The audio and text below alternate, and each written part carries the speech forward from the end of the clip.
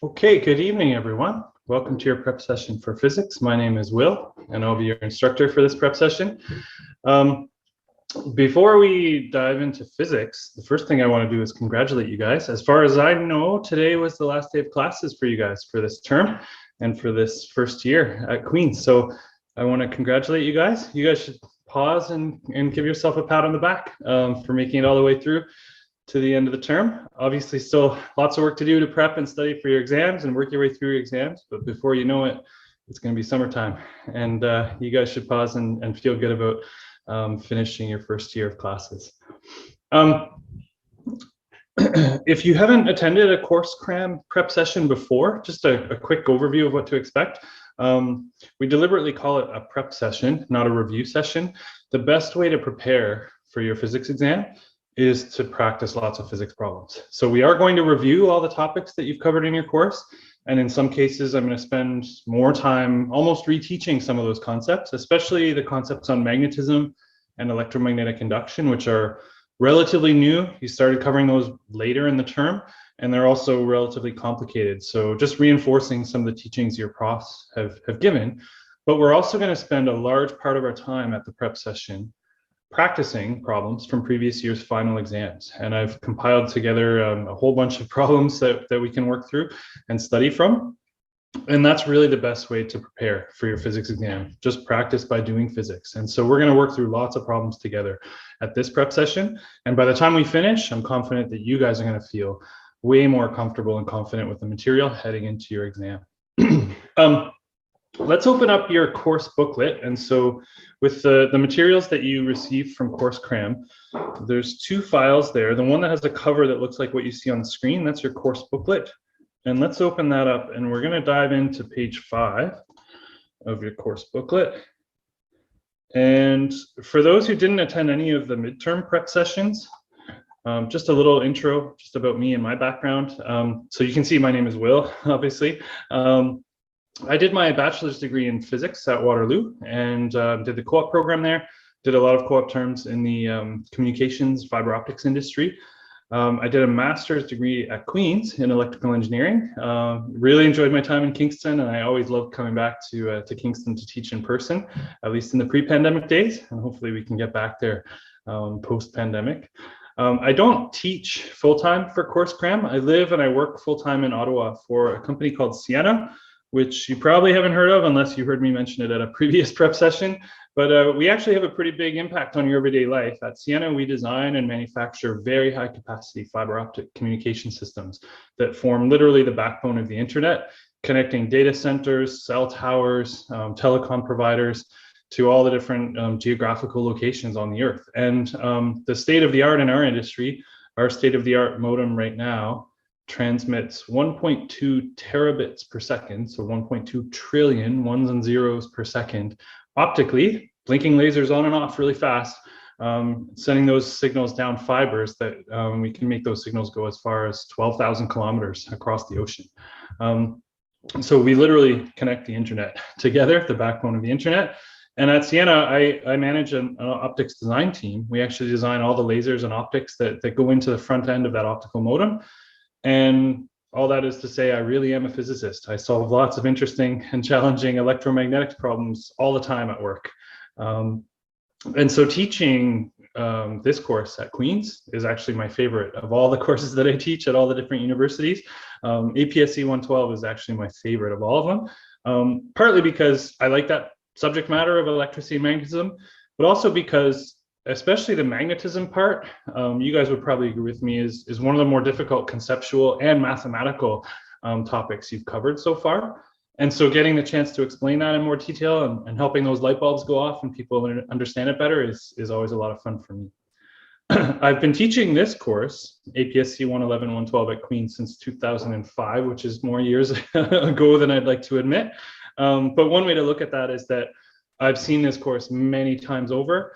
I've helped many thousands of students feel more prepared and confident heading into their exam. I've heard all their questions and all the themes about what they find difficult.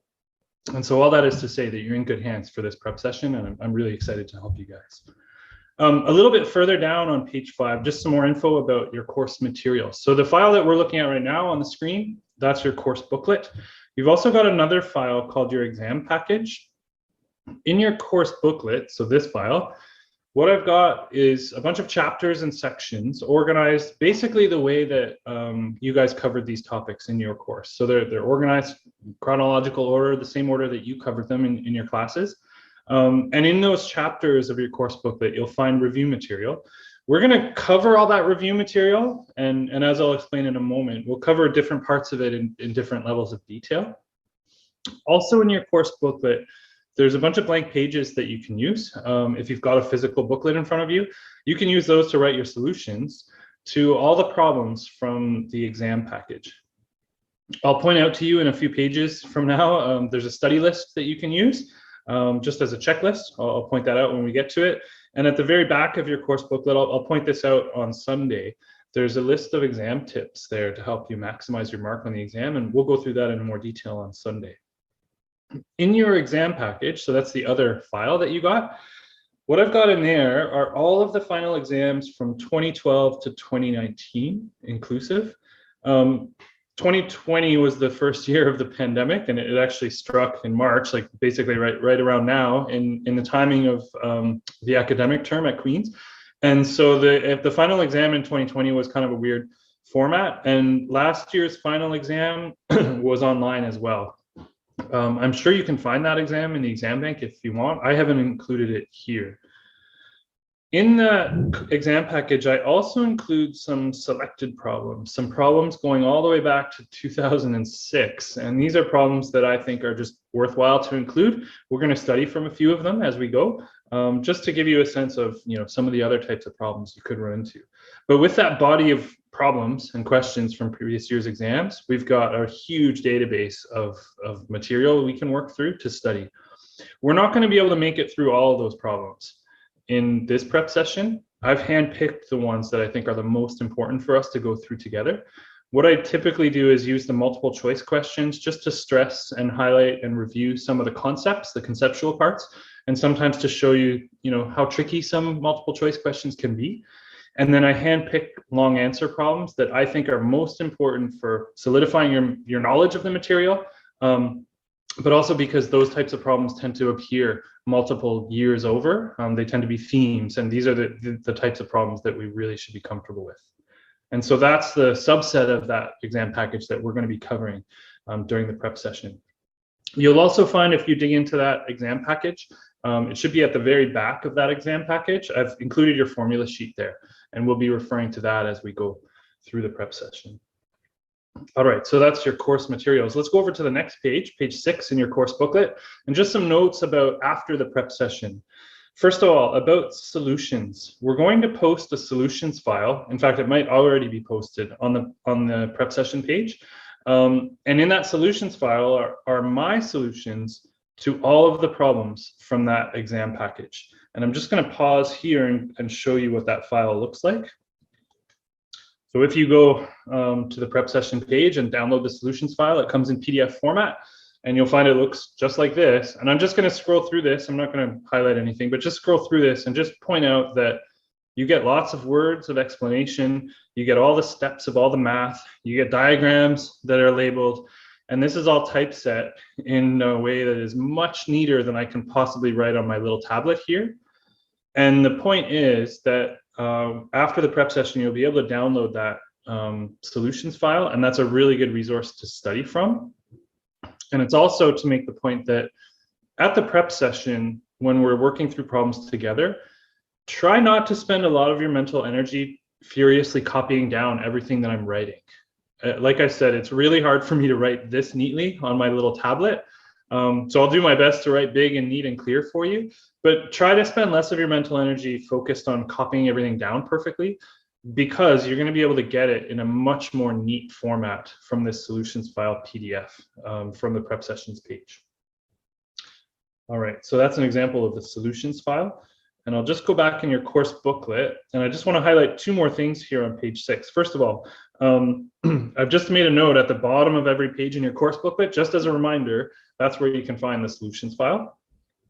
And also, after the prep session, you can feel free to join and interact with this Facebook group that CourseCram has set up. And at that Facebook group, you're welcome to post any questions you have about any of the material, and I'm happy to answer it there. Just a note here at the bottom of the page to help me help you the most efficiently. When you're posting a question there in the Facebook group, be sure to specify which exam year, which page number, which question number, and so on, just so it's really clear what I'm looking for when I'm trying to help you. And that'll make it more clear for your colleagues as well when you're looking at other people's questions on there. There's a good question on the Q&A. If you don't have a Facebook account, is there another way to access this file? The file itself, the solutions that I showed you, is posted on the Facebook group, but it's also posted on your CourseCram prep session page. So just by virtue of you being part of the prep session, you've got, I guess, an account with CourseCram, and you've got access to the prep session page, and it's posted there on the CourseCram site as well. In other words, you don't need Facebook to get access to the solutions file. This Facebook group is really just a supplement. It's an extra kind of forum that we can use if you guys want to ask questions to me. All right. Let's flip over to the next page, page 7 of your course booklet. And before we dive into detail here on page 7, I just want to pull up a different file to show you. And this file that I'm going to show you is not part of your course booklet. It was some late breaking info about your exam format. And so I'll just highlight this at the top of the page. So this is some information that I received from some of your colleagues in APSC 112 very recently about the format of the final exam. So this should be public knowledge to everybody in the course. As far as I know, the profs have shared this with everyone. So what do we know about your final exam this year? We know that it's cumulative. In other words, it covers all of the topics from the course from the very beginning.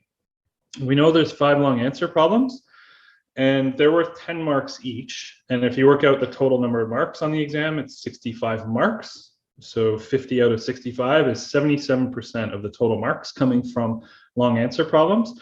There's also a really interesting note here that 4 out of those 5 problems will be topics or problem types that have not been previously tested on the midterms. So that's kind of a crafty clue that your profs have given us, right? What they're saying is that there's going to be new problem types. We could probably fairly assume that lots of electromagnetic induction and magnetism problems are fair game for the exam.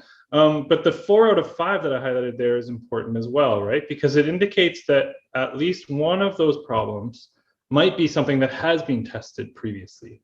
In other words, the long answer problems are cumulative, and they could cover, at least one of them could cover material from anywhere in the course. I think it's really crafty of your profs to note it that way, because if you read that and dissect it really carefully, really what they're saying is there could be a long answer problem on just about anything from the course. And so we should keep that in mind when we're studying. We should be sure to know how to do basically each of the long answer problem types and topics. And I'll be sure that we cover that in the session. There's also 11 multiple choice questions worth 1.5 marks each, but up to a maximum of 15 marks. In other words, they're going to drop, I guess, your worst or your unanswered multiple choice question out of those 11. Only 10 of them count. But if you add up the total marks, that adds up to 23% of the total marks. So this is really important info for your exam. It tells us how we should spend our time studying. It tells us which topics are likely more heavily weighted. And it also tells us how to approach the exam and divide up your time and spend your time on the different parts of the exam when you're there. We're going to come back to that point on Sunday when I go through some of the exam writing tips. We'll give you some tips about how to manage your time as you're actually writing the exam. But in terms of how to study and how we should allocate our time, that gives us a good clue. And back to page 7 in your course booklet, what I've done on page 7 here is done a bit of an analysis, a breakdown of the marks from previous years, from 2012 through to 2019 inclusive. So from all 8 of those years of exams, what I did is I looked at all the multiple choice questions and separately all the long answer problems. And I broke those distribution of marks out by topic, the different topics that were covered. And what you find when you study this table is a trend that's basically consistent with what your profs have suggested about this year's exam format. In other words, the multiple choice questions, even though they're only worth less than a third of the final marks, they do tend to cover everything in the course. This is the cumulative nature of the final exam. You can see if you look closely that circuits, DC circuits and resistance and so on, that tends to be worth maybe a little bit more on average than the other topics, but overall, those marks are pretty evenly spread among those topics. And then if you look down at the long answer problems, similarly broken down by topic here, there's a really interesting trend that comes out. So notice, for instance, the topics on magnetism are worth a big chunk of the marks on average. Circuits and electric potential are worth maybe a little bit less than that. And similarly, simple harmonic motion. There's also a really interesting trend here. If you just focus, I'll just switch pens here. If you just focus here, it's relatively rare for there to be marks allocated on long answer problems to the topics of waves and sound or electric force and field. Now, that's not a guarantee that those topics won't show up on this year's final exam, but it's more just a trend that indicates maybe the relative importance of these different topics. And I've summarized that a little bit further down. So there's some observations here at the bottom of page 7. Multiple choice questions cover generally all the topics in the course. Long answer problems will emphasize simple harmonic motion, electric potential, circuits, and magnetism. And if you add up the contributions for multiple choice and long answer problems, magnetic force, magnetic field, and electromagnetic induction historically account for about half the marks on the final exam. So this is really important info for us to help us make a plan for how to prepare and study for this exam. We should spend at least half of our time on those topics. And this makes sense when you think about the fact that this exam is cumulative, but it's going to be weighted much more heavily to the more recent material since midterm 2. And that's all the material on magnetic force and field and induction.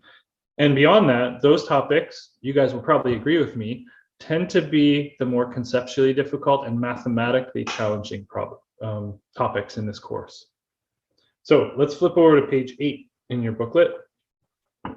And on page 8, what I've listed there is a schedule for us for this, this weekend's prep session.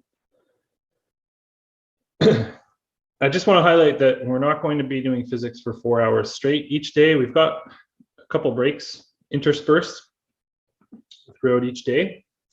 And what I've listed in that prep session outline is at least a notion of how I want to break up our time.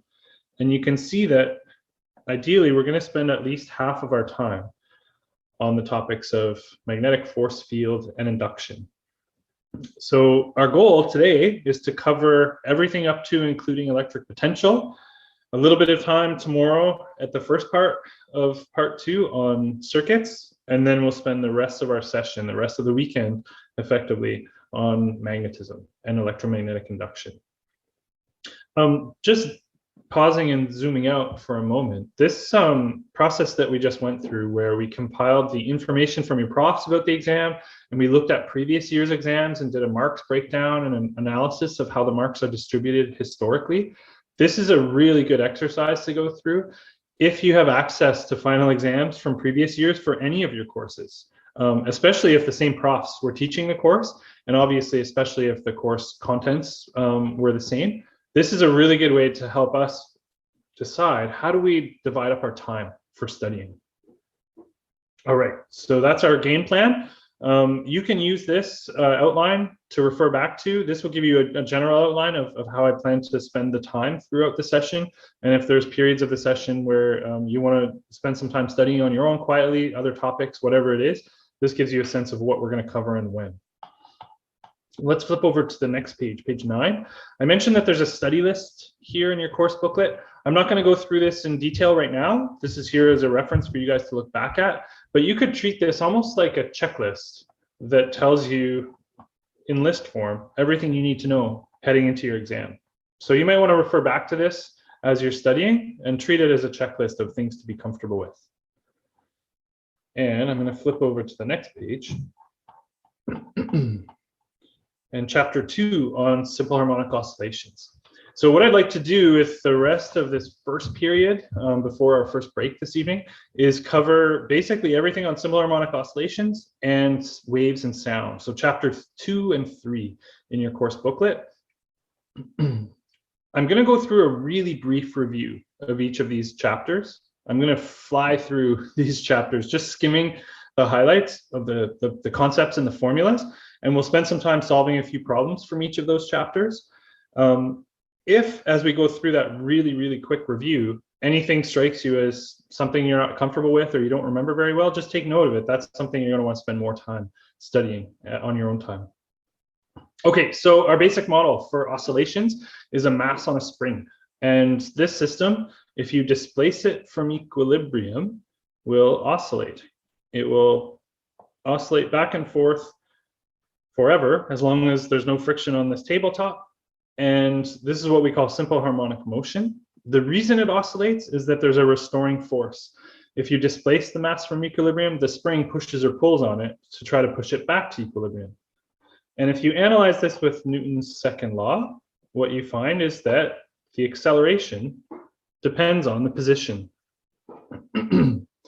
And if you want to treat this as a differential equation, that's an equation that involves the second derivative of x and x itself, you can solve that second order differential equation and find that there are harmonic functions with respect to time, in other words, sinusoidal functions, that describe the position as a function of time.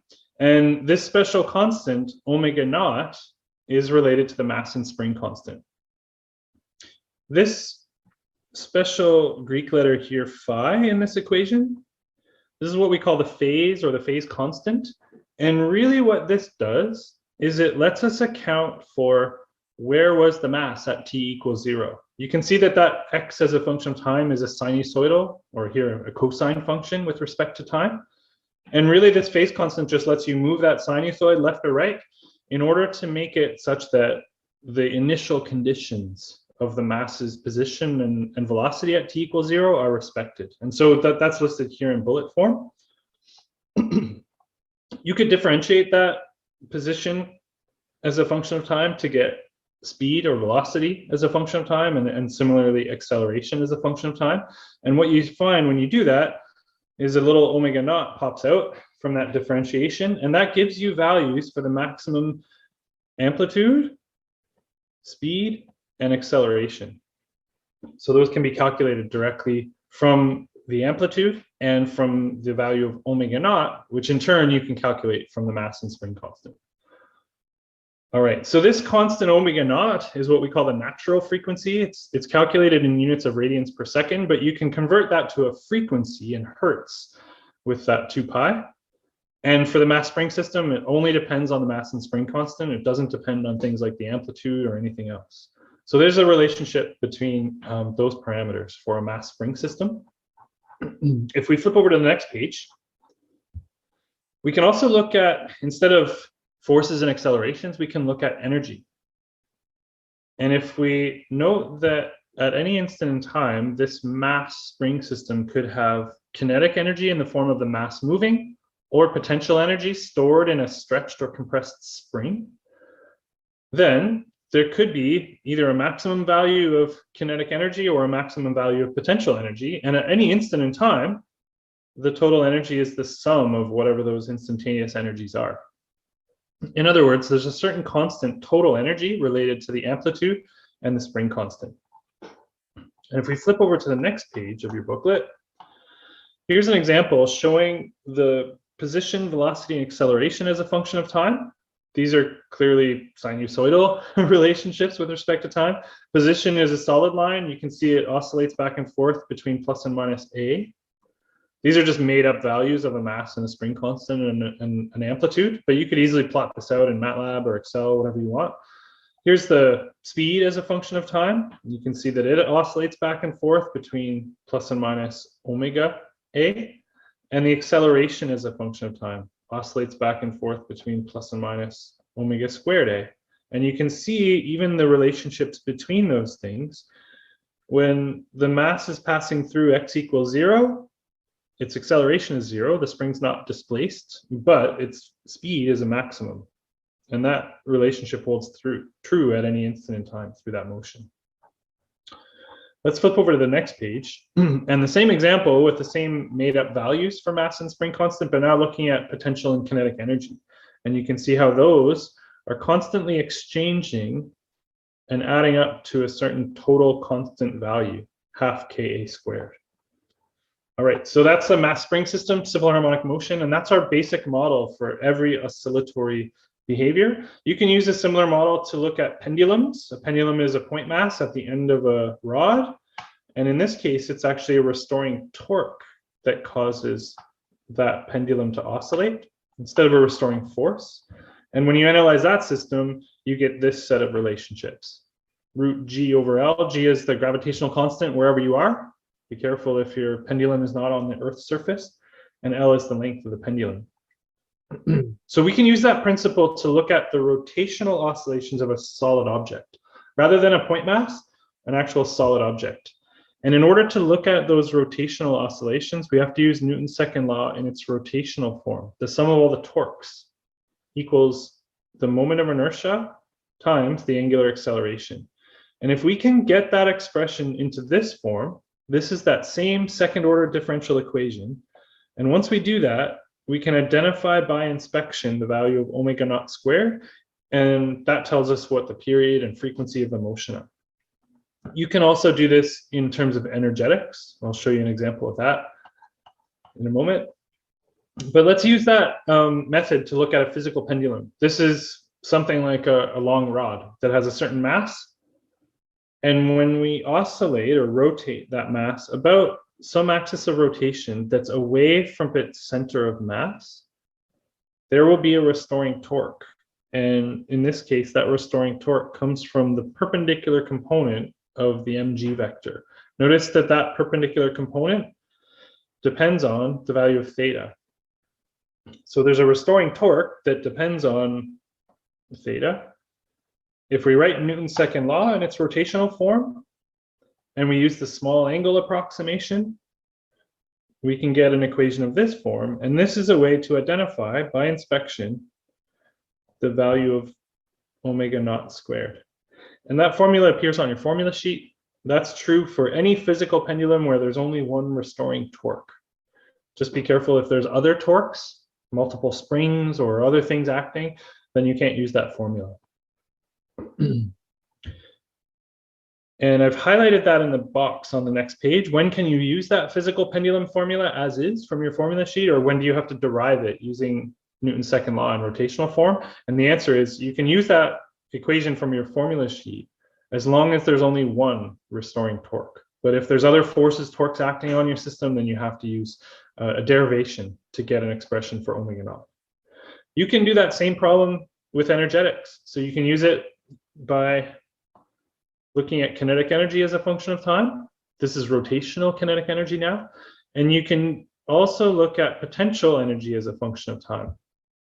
And sometimes it's tricky to get an expression for potential energy as a function of time. You have to look at changes in angle that result in a change in height of the center of mass and express that as a function of time, which can be a little bit tricky depending on the problem.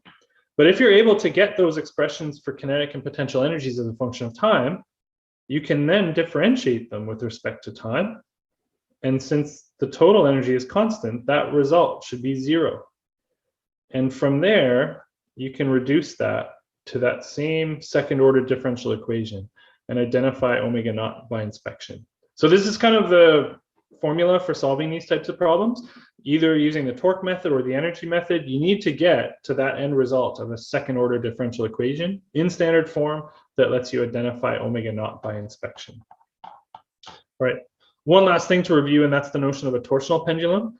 And the idea that if you get some kind of a ductile wire, you can twist it. And when you twist it, it will want to untwist. In other words, you can store a rotational torque in a twisted ductile material, like a thick, heavy wire. And so this thing has a torsion constant, a kappa, and a torque that's proportional to kappa and the angular displacement, how much you twist it. And if you go through the mechanics of solving this problem, what you find is that the natural frequency depends on that torsion constant and the moment of inertia of the object. All right, so that's a super fast review of simple harmonic motion and oscillations. What I'd like to do now is to look at one long answer problem on simple harmonic oscillations, and this should be a good refresher, good prep for a potential long answer problem on this on your exam. We're going to go to page 37 in your booklet now. So let's flip forwards to page 37. And on page 37, there's some blank space there for us to work through our solution to this long answer problem from page 64 in your exam package. Page 37 and page 64.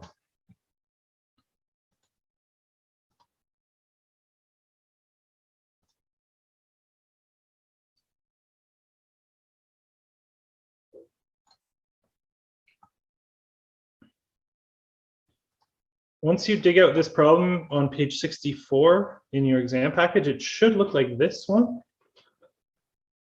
And I'll give you a moment to read over that problem before we get started. Just a heads up that that problem has multiple parts, and some of those parts are on the next page. So just be sure to flip forwards and look at what you see on the next page as well.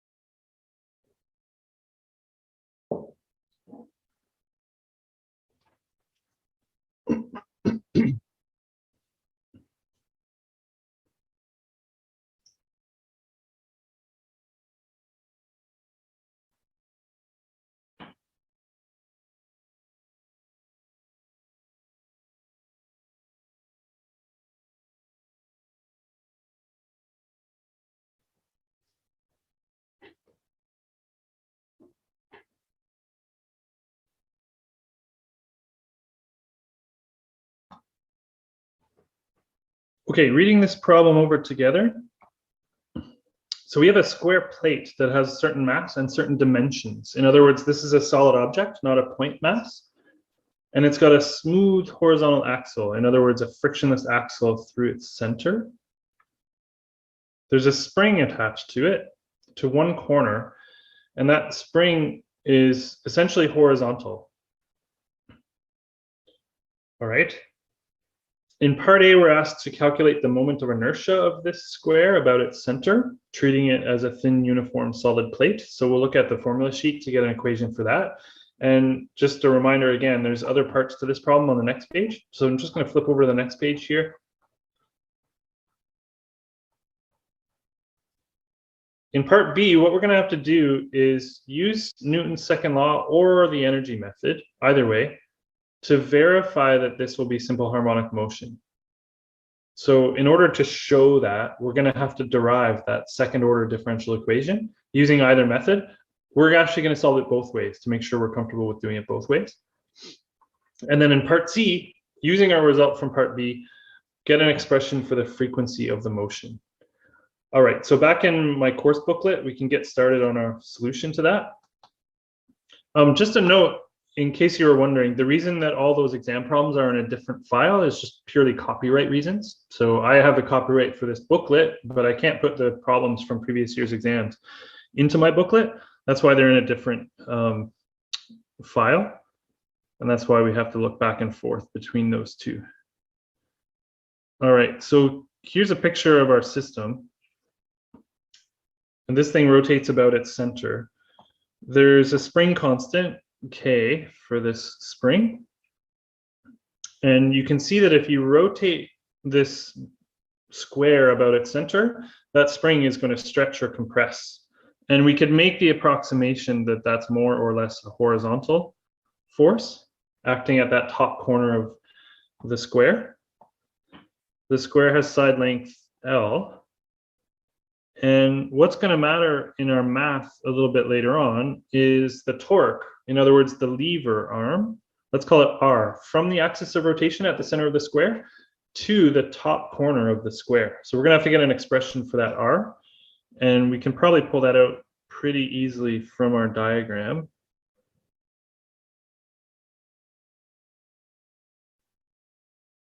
And from this, you could see that R is L over root 2 using Pythagorean theorem. Now, the other thing we're going to have to do is get some kind of an expression that relates the angular displacement of that top corner. So in other words, as this thing oscillates back and forth, you could almost imagine that the top corner of the square is kind of going back and forth between 2 points. And so we're going to have to denote some kind of an angular displacement. And I'm going to draw that in red over here. There's going to be some kind of angular displacement, let's call it theta, at a constant distance from the center of the square to that top corner. And that's going to correspond more or less to a certain stretch or compression of the spring. So we need an expression to relate that angular displacement of the square to the horizontal stretch or compression of the spring. And we can use some approximations here. You can make an approximation that tan theta is approximately equal to x over r. And if those thetas are small enough, that's also approximately equal to sine theta. It's a little bit hand wavy, but for small thetas, that's true if you look at the tan and sine functions. And that gives us a way to relate the stretch or compression of the spring to the angular displacement of the square.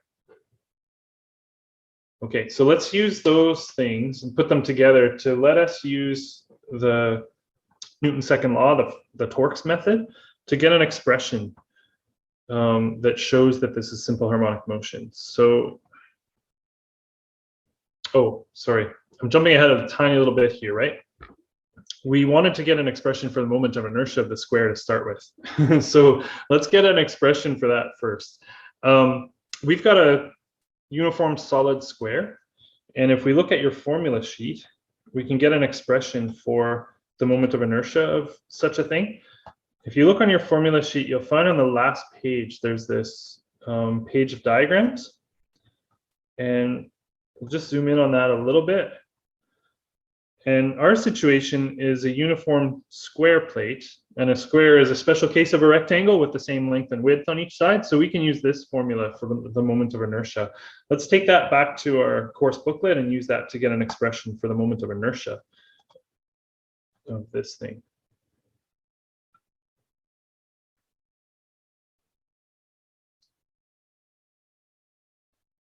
So using that formula from the formula sheet, that moment of inertia should be 1/12 big M for the mass, and then L squared plus W squared for the dimensions of that rectangle.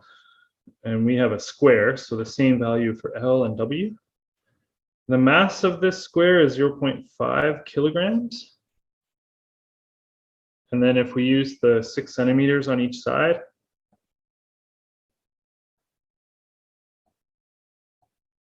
we can calculate a moment of inertia, and we get 3 times 10 to the negative 4. And moment of inertia is, remember, it's the sum of all the mr squareds, so kilograms meters squared. And it's good practice on a long answer problem to put a little box around your final answer to each part. All right, I'll just pause there for a sec. Looks like there's a question here. Yeah, there's a good question. Why do you not use the parallel axis theorem? I'm glad you asked this question. So the parallel axis theorem is used when the axis of rotation is somewhere other than the center of mass. And in this case, we've got a uniform solid square and it's rotating about its center, which is its center of mass. So we don't need the parallel axis theorem, but it's good you asked. And maybe that's a good point. When you're doing any problem like this, it's good to ask yourself, do I need to use the parallel axis theorem? In other words, is the axis of rotation through the center of mass or through some other axis? All right, good question. All right, back to part B now. What we want to do now is get an expression that demonstrates that this is simple harmonic motion. So we can do this using either the Torx method or the energy method. I'm going to start by doing it with the Torx method. And after we do that, we're going to do it again with the energy method. And I'll show you how both methods work.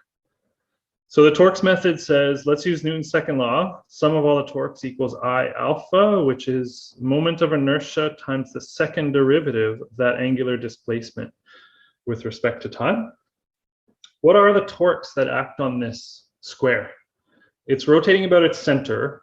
So no matter what angle it rotates to, there's not going to be any torque on it due to gravity. And that's kind of interesting to think about. This square could be rotating in the vertical plane or in the horizontal plane. It wouldn't change our answer. But there's a torque from the spring. And we can see that as we rotate through an angle theta, the spring is going to stretch or compress by a distance x.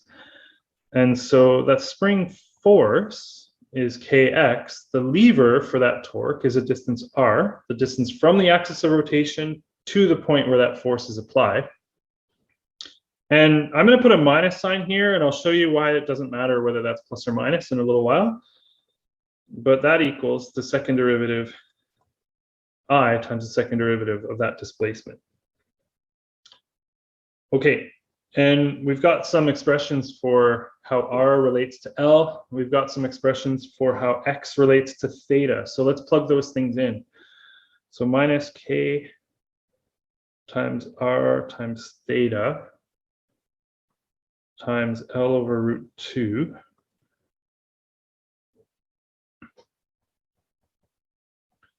and just one more time plugging in for that R, we can simplify that down to K theta, KL squared theta over 2.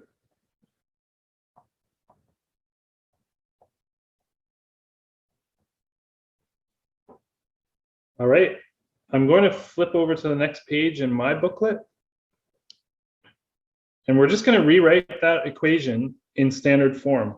In that equation, we've got the second derivative of theta with respect to time and theta. So just flipping over to the next page of my booklet, I'm just going to rearrange that and write it like so.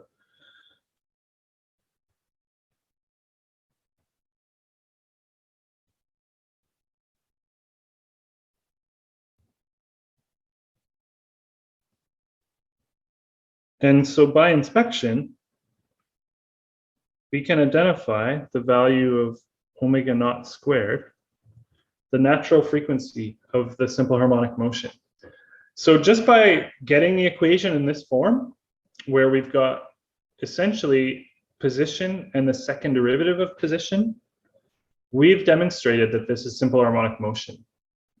And if you wanted to get full marks on your exam for something like this, it's probably good to write something in words, something like this.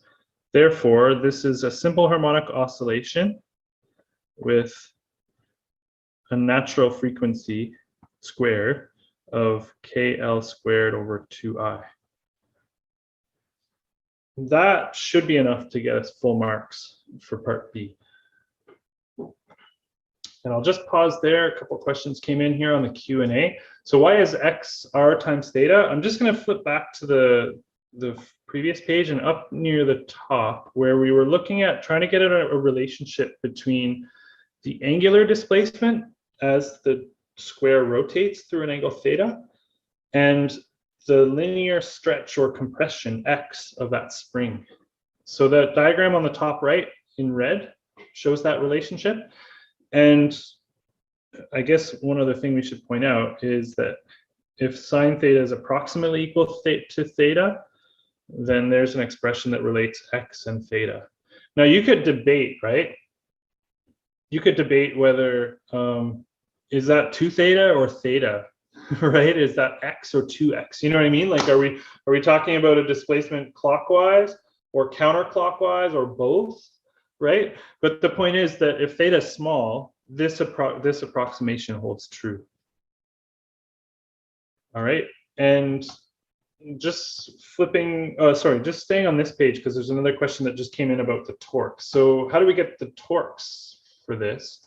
Well, let's take a look at our picture, right? We've got an object that's free to rotate about a smooth horizontal axle. In other words, it's got no friction. We know that there's no torque due to gravity because this object is rotating about its center of mass. There can't be a restoring torque due to gravity if there's no force. It's acting right through the center of mass. There's no lever. And so the only torque is coming from that spring attached to the top corner of the square. And as you rotate the square through an angle theta, that spring stretches or compresses by a length x. That results in a force horizontally at the top of the square. And because that's a distance r from the axis of rotation, that results in a torque. Yeah, there's a great question here. Why is the torque negative? And I'm glad you reminded me. I wanted to come back to this. So when you're solving problems like this, you have to ask yourself, well, what sign should I put for the torque? Consider the fact that if the square rotates, let's say clockwise, the spring stretches and pulls back. So it provides a torque the other direction. If the square rotates, let's say counterclockwise, the spring compresses and pushes back. In other words, the torque is restoring. It's either plus or minus, and really, all that affects is the phase of the motion. Whether you get a plus sign or a minus sign here when you get this simple harmonic oscillation equation in standard form, all that affects is the phase. It affects literally what direction was this thing rotating in at t equals 0. But it doesn't affect the result for the natural frequency. So that's interesting to think about. And if you practice a few more problems like that, you'll find that it doesn't really matter what you choose for a sign for the torque. All that affects is the phase, but it doesn't change your answer about the natural frequency. Yeah, and there's a question here, like, how do we even know, like, how did we identify what this omega naught squared was? The answer to that is back in that quick review that we did in this chapter, and the notion that in all oscillatory systems, so a point mass and a spring, or some complicated rotational problem, if that truly is simple harmonic motion or oscillatory motion, then acceleration depends on position. And that proportionality constant is the natural frequency squared. So that comes from solving that second order differential equation that we derived when we did that review. But in solving problems like this, all you have to do is get your equation in this form and then isolate or identify the coefficient of that position term. So this is position, this is acceleration, and this thing is omega naught squared. All right, so that's how we use the torques method, and that would be enough to get us full marks for this problem. Yeah, can we do this problem with the energies method? We're about to do that. We'll go through that. There's just one more question here. Why did the R go away? You could leave it or you could isolate it out.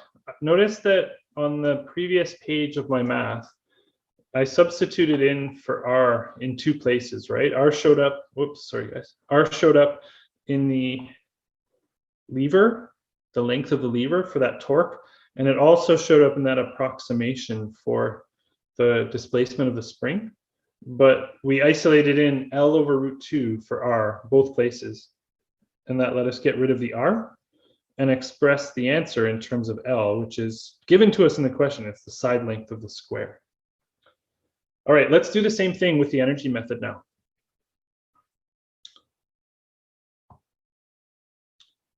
So now, with energy method. Okay, to solve this with the energy method, we need to get expressions for kinetic energy as a function of time and for potential energy as a function of time. So what we want to do is get an expression that says energy is changing as a function of time because kinetic plus potential energy is changing as a function of time. But if we add those things up, we get a constant value. The sum of the energy is constant. Another way of saying that is energy is conserved. There's nothing taking energy out of this system or putting energy into this system. So we need to get expressions for kinetic and potential energies as a function of time. Now, this is a rotating object. The center of mass of this object is not changing height. So we don't have to consider changes in gravitational potential energy. The gravitational potential energy is constant as a function of time. But there is a spring that's changing length. So there's going to be a time-varying potential energy stored in that spring. And there's a rotating solid object. So there's going to be a time-varying kinetic energy as a function of time. Let's try to get expressions for both of those. In terms of kinetic energy, this is rotational kinetic energy, half I omega squared. And just to be really clear, we're going to express omega as a function of time. Omega, the rotational speed, is varying as a function of time. Just like for a mass on a spring, its speed is varying as a function of time. So there's kinetic energy as a function of time.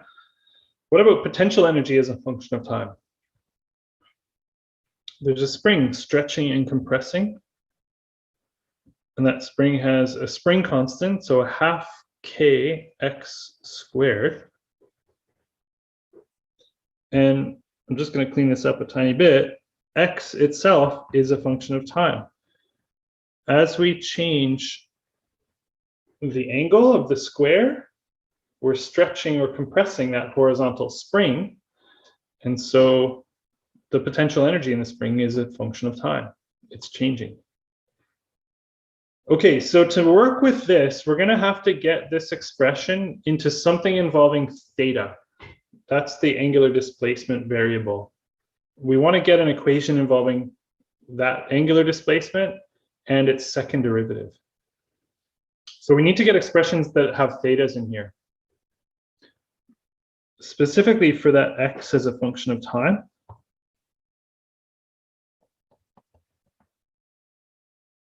We had a relationship between x and theta, right? X is approximately equal to r sine theta, which is approximately equal to r theta. So there's a way to get a theta with respect to time into our equation. And if you consider that omega is the first derivative of theta, then we can rewrite this expression.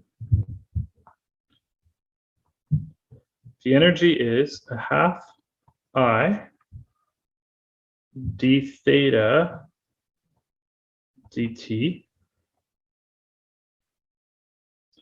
plus a half k r theta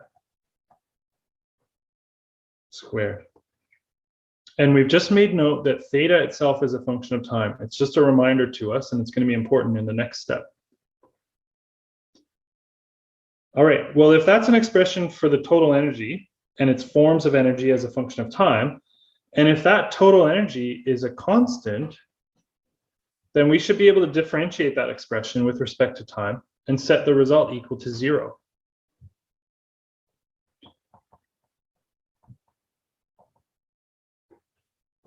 So let's do the differentiation with respect to time of this expression. And we have to use implicit differentiation because theta itself is a function of time. Try to work through that on your own. Some of these things are constants and some of them are variables with respect to time.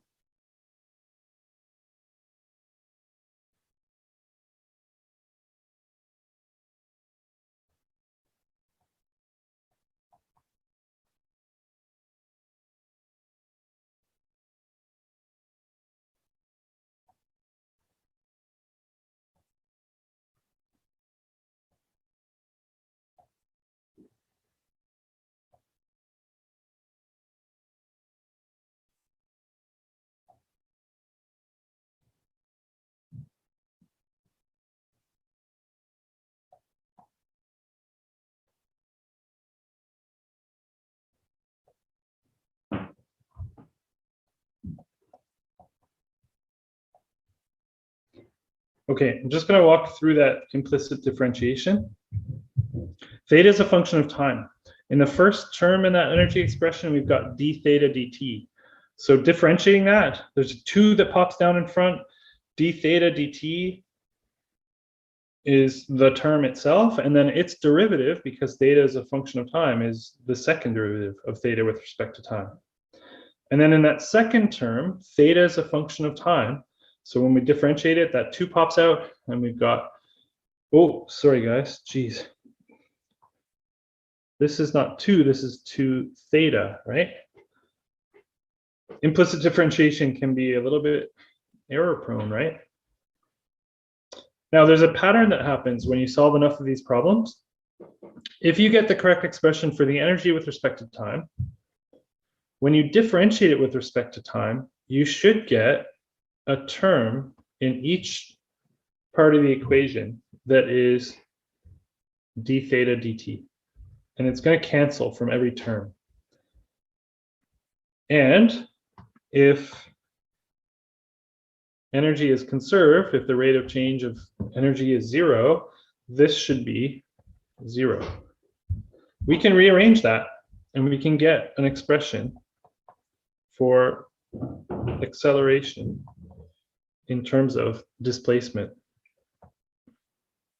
And I'm just going to sub in for the r, right? For the r squared. R squared is L squared over 2.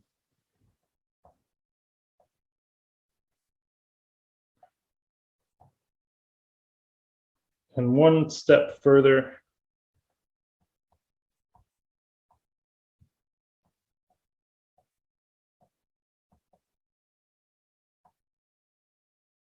in the end, we end up with an expression for acceleration in terms of position. And the coefficient of that equation is omega naught squared. So we've come to the same conclusion as we did with the torque method.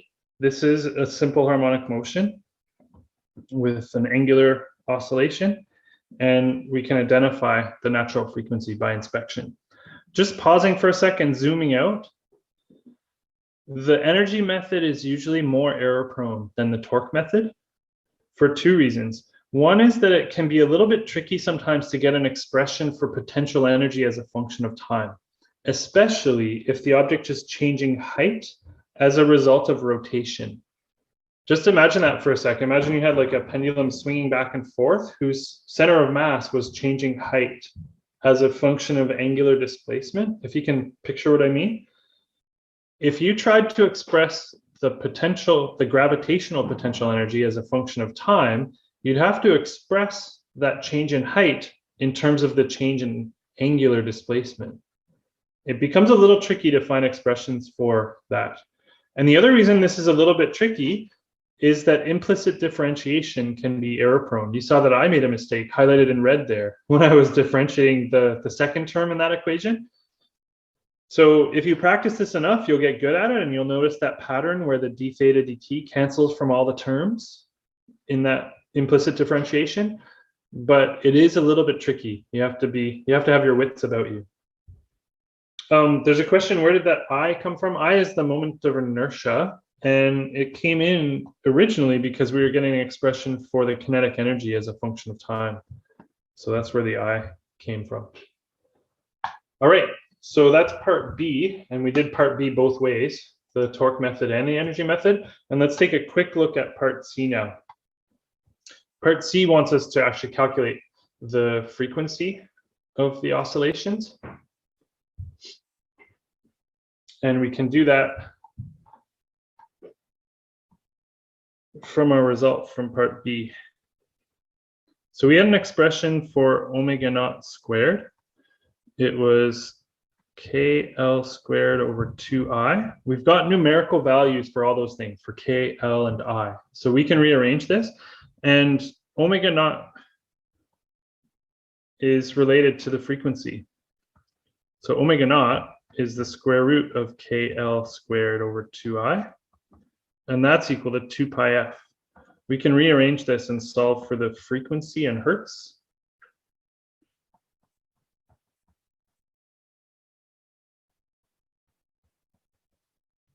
We've got numerical values for all those things. I'll go ahead and plug them in here on the screen.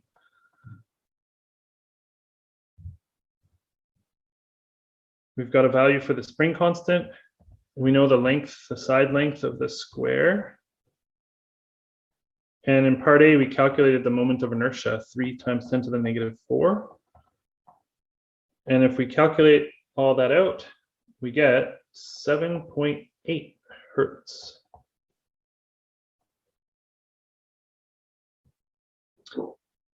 And if you solve enough of these simple harmonic motion problems, you'll find that this pattern is always the same. They get you to figure out the moment of inertia or an expression for it. They get you to show that it's simple harmonic motion with that second order differential equation. You can derive that with the torque method or the energy method. And then they ask you to calculate the frequency. This pattern happens over and over again. There's a question on the chat about some algebraic step that I made. I'm going to come back to your question during the break. And just a reminder that in the solutions file that's posted online, you get all of this much more neatly than I can possibly write on the screen. Okay, so I'm going to revisit your question at break time. All right, that's a quick review of everything we need to know about simple harmonic motion. Now, what I want to do now is a quick review of sound. So we're going to go to chapter 3, page 44 in your booklet.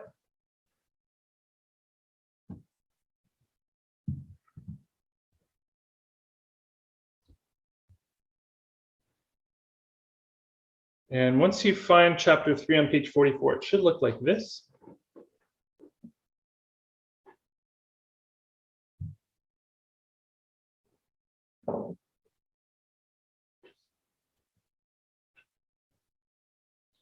All right, a quick review through chapter 3 on the concepts behind waves and sound.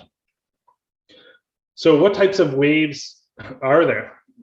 We know transverse waves, that's where particles in the medium oscillate in a direction transverse to the direction of propagation of the wave, or longitudinal waves where the particles in the medium translate or displace in the direction of propagation of the wave. We know there's a relationship between the speed of propagation of the wave, the frequency, and the wavelength of the wave. All right. And we can use that notion of simple harmonic motion to write an equation that describes the displacement of a single particle in the medium as a function of time and as a function of position in the medium. So in other words, this equation describes the shape of this wave as it propagates through the medium as particles at a given position x along the direction of propagation, and as a function of time as particles are oscillating. This function will tell us what that wave looks like as a function of time. You'll notice that there's a plus or minus in that equation, and that plus or minus tells us the direction of propagation of the wave. And it turns out that if that's a minus, the wave is propagating in the positive x direction. If that's a plus, the wave's propagating in the negative x direction. To see why that is a little bit hard for me to draw on the screen, but if you really wanted to, you could plot that function in Excel or MATLAB as a function of x and as a function of t. And what you'll find is that as t is increasing, you need to have a negative sign there for the wave to propagate in positive x direction as x is increasing. So you can work on that if you want on your own time. You can also look up videos like that on YouTube. It's much easier to see as a video. At the bottom of that page are the relationships between these quantities. K is what we call the wave number, and it's related to the wavelength. Omega is what we call the natural frequency, and it's related to the frequency of oscillation. And there's a relationship between frequency and wavelength that tells us the speed of the wave. So all those things kind of come together. Those relationships are a little bit circular in a way, and that tells us how a wave propagates. We use that notion of a propagating wave to describe sound waves. Sound waves can be generated by plucking a guitar string, or if you've ever looked inside a piano, when you hit a key on a piano, it actually has a hammer that strikes a string or a wire. And so that's our model for how sound waves get generated. And in order to understand that, we have to look at the relationship between the speed of a wave on a string under tension and the mass per unit length of the string. And so right away from that, you can see that if that speed of a wave on a wire under tension dictates the frequency of the wave, then we can see how tuning a guitar or tuning a piano works, right? Imagine on a guitar, for instance, you have a string with a fixed length, fixed at both ends. You have a tuning key at the end. The string's made of a certain material, so it has a certain mass per unit length. And just by twisting that tuning key, by adjusting the tension in the string, we're adjusting the speed of waves that can be supported in that fixed cavity, and that dictates the frequency of sound that that string generates. So that's how you tune a guitar or tune a piano. We also have to know something about the interference of waves, the way that waves add up. And you probably have some intuition for this even from high school physics, the notion that waves can combine constructively or destructively, or with some phase in between them. And putting that together, we can get an equation for a standing wave on a string. And we looked at this during the midterm 1 prep session. In fact, we did a long answer problem from a previous midterm 1 where we derived this expression. And this expression basically consists of a spatially varying wave and a time varying wave. It describes the net result of having waves propagating in both directions along a string, back and forth between the fixed ends. And it describes the envelope of how they add up constructively or destructively. And as a result of them adding up constructively or destructively, we get nodes or antinodes. We get points where they're always destructive for all time t at that value of x. There's simply no amplitude. Those are called nodes. And we also get antinodes at places where for all time t at that particular value of x, there's a maximum amplitude of disturbance. So this is what we call standing waves. And this equation here, this is also on your formula sheet, lets us calculate the frequencies of standing waves that are supported between two fixed ends of a string. And we can use that same model to look at wind instruments like tubas and clarinets and so on, and the fact that there's a cavity that has a certain length in which standing waves can form. So that's our notion of how to generate sound. All right, I'm going to flip over to the next page here. Suppose we have sound waves being generated by two different things. Let's say two different guitar strings or two different instruments or two different voices.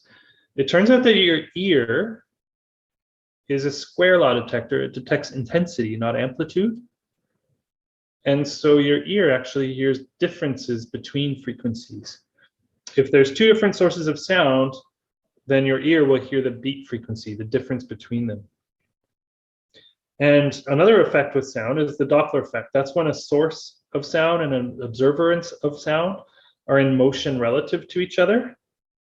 So here's a Doppler effect formula. We studied this quite a bit during the midterm 1 prep session. And what we find is that if there's relative motion of source and observer towards one another, then we tend to get a higher pitch. If there's relative motion away from each other, we tend to get a lower pitch. And so those plus minus signs in the numerator and denominator are the way that we account for that mathematically, whether the pitch is increasing due to motion towards or decreasing due to motion away. All right, so that's a super quick review of everything we need to know about sound and our wave model of motion and matter.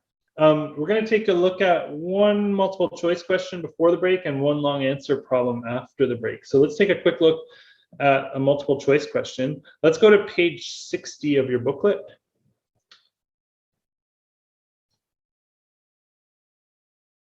Page 60. And there's some room there to look at the multiple choice question 2 on page 74 in your exam package. Page 60 in your booklet, page 74 in your exam package.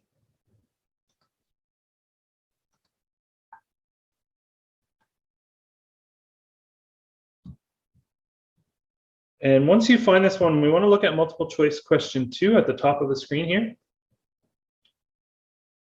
I'll just give you a moment to read that one over.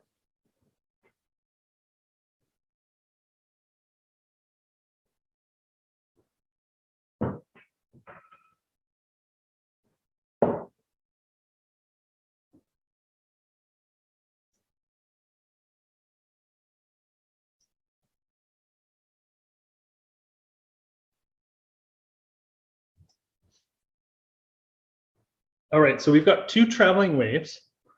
They're represented by these two equations, y1 and y2. And if you look at those equations, they look pretty much identical, except notice that there's a plus sign in one of them and a minus sign in the other.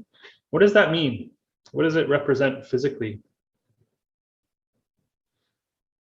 This means that one of these waves is propagating in the positive x direction and the other one's propagating in the negative x direction. These are superimposed on a string, causing a standing wave to form. And the question is, what's the distance between the adjacent nodes of this standing wave? All right, so we're on page 74 in your midterm package. Back to page 60 in your booklet. We can start writing our solution to that. Oops.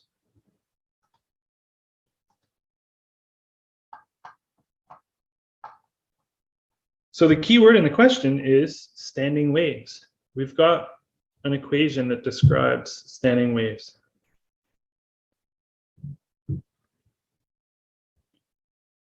That equation describes the displacement as a function of position and time in a medium. And it's got a space varying part, sine kx, and a time varying part, sine omega t. In other words, for certain values of x, this function will be 0 at all times. And for other certain values of x, this function will be a maximum. It will vary sinusoidally versus time. So this describes the envelope of that standing wave that's created. And the question really is, where are the nodes? That's really what we want to answer. So from this standing wave equation, how do we get an expression for where the nodes are? Well, one way to think about that is that nodes occur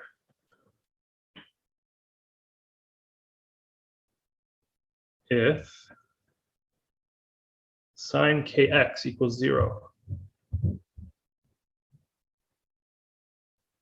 In other words, for all time t, for any time t, if the value of sine kx equals 0, that will be a node. It will have a displacement of 0 at all time. So what's the condition for that to be true? That means kx has to be an integer multiple of pi.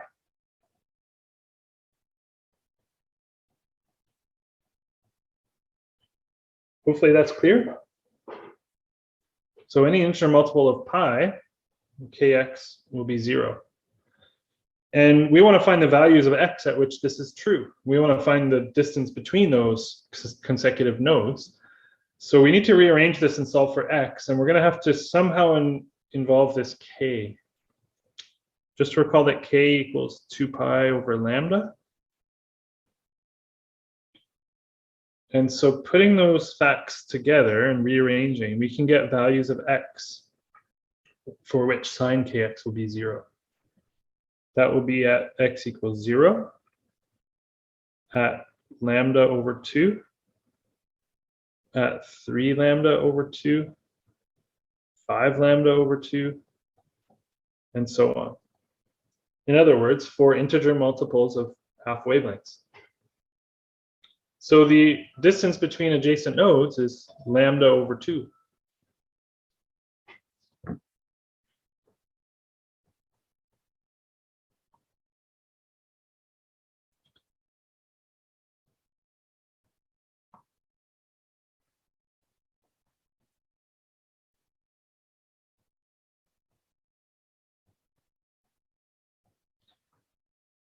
Okay.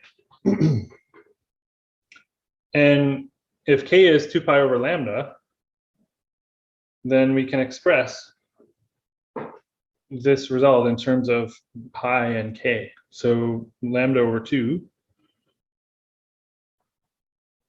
is equal to 2 pi over 2k. Whoops.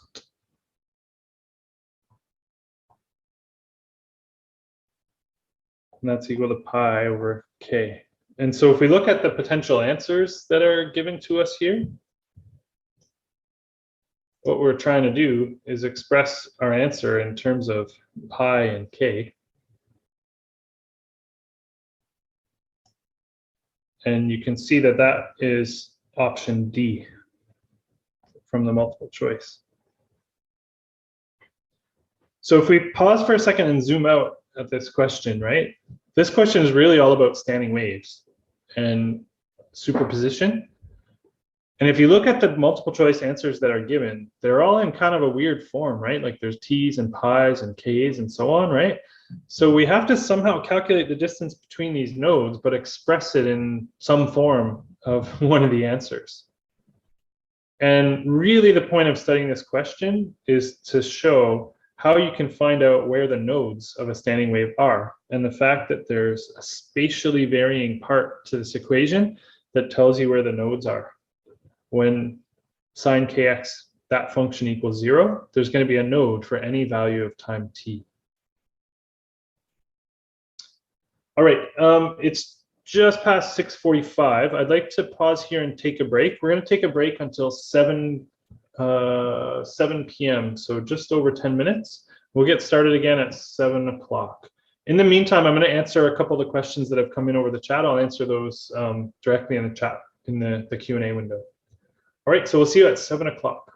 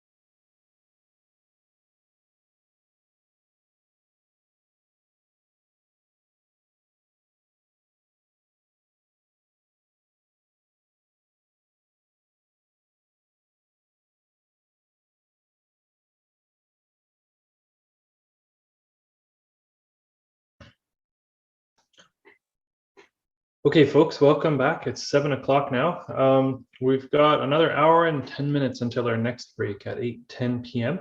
What I want to do with this period of instruction, we're going to go through one long answer problem on sound, and it basically combines everything we need to know about sound, beat, Doppler effect, and ties in rotational motion as well. So we'll go through that long answer problem. Then we'll get into a review of electric force and electric field, and we'll look at a couple of questions that I picked out on those topics. After our break, with the remainder of our time tonight until 9:30, we'll get into a review of electric potential. So that's the game plan for the rest of the way this evening. You might have noticed I've been trying to answer some of the questions you have from the Q&A live as we go, and other ones that might take a little bit longer to answer, I'm typing my answers to them in the Q&A window. So if you did ask a question in the Q&A and you didn't hear me speak and answer during the previous instruction session, just look in the Q&A now and you might see a typed answer there. For some of the details, like, where did this I come from? Should there be a squared here and there, whatever? I try to address those as we go, and I do sometimes make typos in my handwritten solution here on the screen. But just again, a reminder that the solutions online are really nicely typed out. And so if you get caught up in some algebraic detail where I might have made a typo or you're not sure how something's simplified, check the solution online because it's much neater there and it's easier to explain that way. All right, let's take a look at this long answer problem on sound. So we're going to go to page 66 in your booklet and page 41 in your exam package.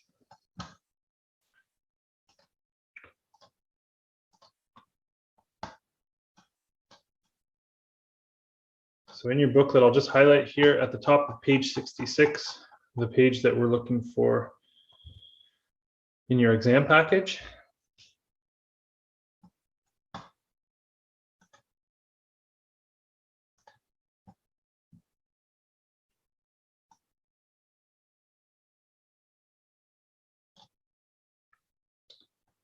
All right, once you dig out that long answer problem from page 41, it should look like this, what you see on the screen. This is a long answer problem. There's a lot of parts to this problem. I'm going to give you guys a moment to read through this one before getting started with a solution to it.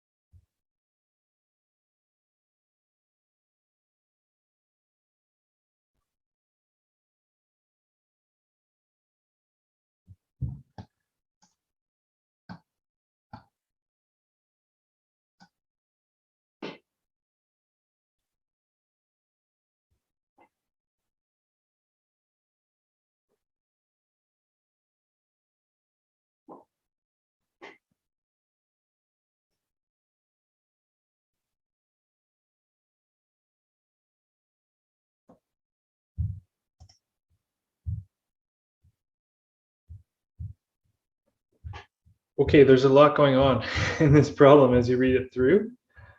You notice that there's only part A and part B, but part B itself has all the way up to part 6 of part B. So this is truly a long answer, multi-part question.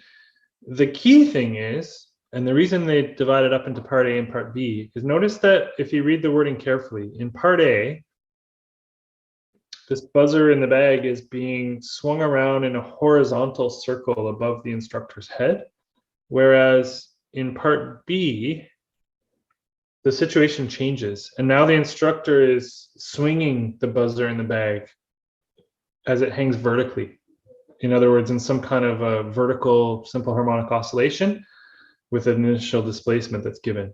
So that's really the distinction between parts A and B. And it's really important when you're at your exam, reading long answer problems, just make sure you can kind of separate out in your mind if the situation changes. You might be dealing with two different types of problems or two different things that are happening. All right, so when we read through all the things we have to do here, we've got a bunch of information that's given to us about this buzzer that emits 800 hertz. I guess if it's stationary, but also we've got students in the class that are hearing other frequencies. And why is that? That's because we've got a source of sound emitting 800 hertz, and we've got a moving source of sound. And with the students in the class presumably stationary, they would hear a different frequency because of the Doppler effect. And that's going to look a little bit different in part A and part B, depending on the type of motion we're talking about, whether it's circular motion in part A or an oscillatory motion in part B. All right, so let's dive in here. In part A, what we want to do is get an expression for the range of frequencies that is heard by the students as this buzzer is swinging around in presumably uniform circular motion above the head of the instructor. So let's try to work that one out.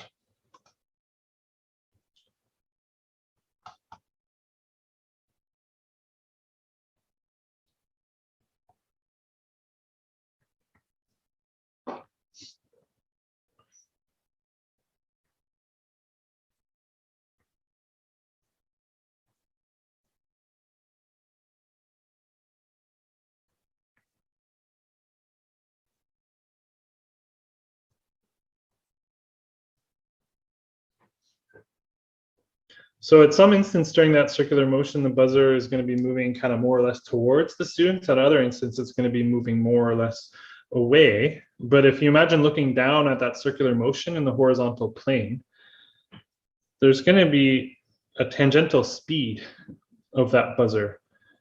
B equals R omega, related to the radius of the circle and the rate of rotation of the buzzer. And we could calculate what that tangential speed is.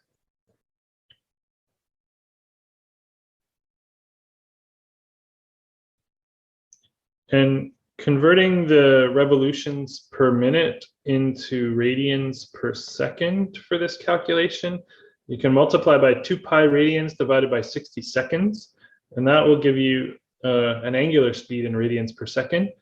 And combining all this together, we can calculate the tangential speed of this buzzer as it undergoes circular motion. So 3.93 meters per second. So if you imagine, we've got this buzzer traveling in a circular path, and at some instance, it's traveling towards you at that tangential speed, and at other instances, it's traveling away from you at that tangential speed. And from the Doppler effect, that motion is going to result in different frequencies that are observed. So let's write down the Doppler effect equation.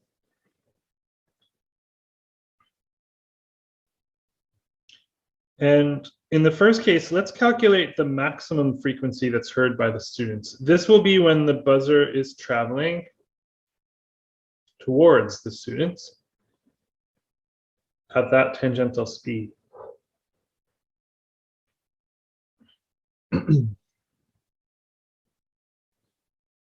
And the way the Doppler effect equation works is we've got pluses and minuses, depending on whether we're talking about the observer or the source.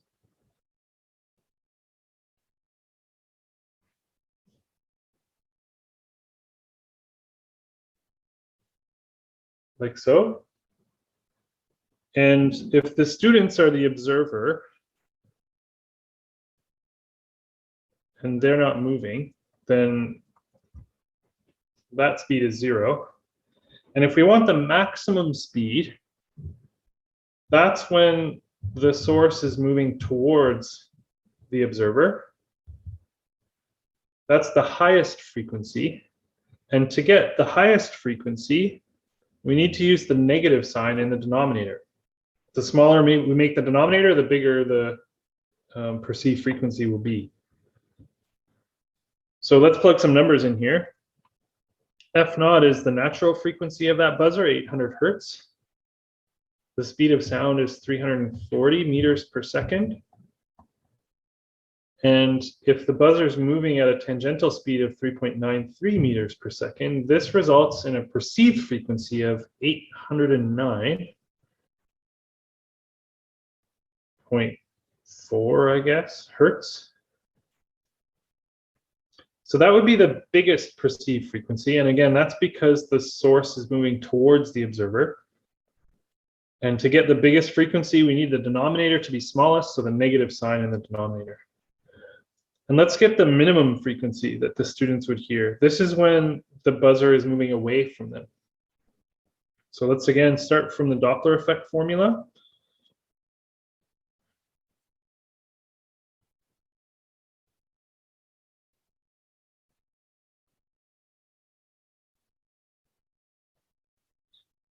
And again, the observers aren't moving.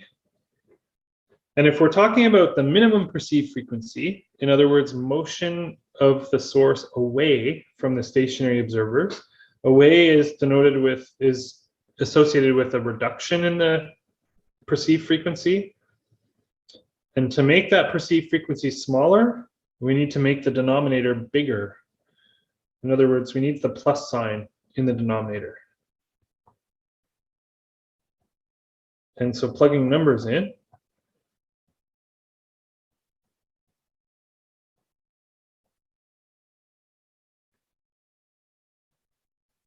and if we calculate that out, we get 790.9 hertz.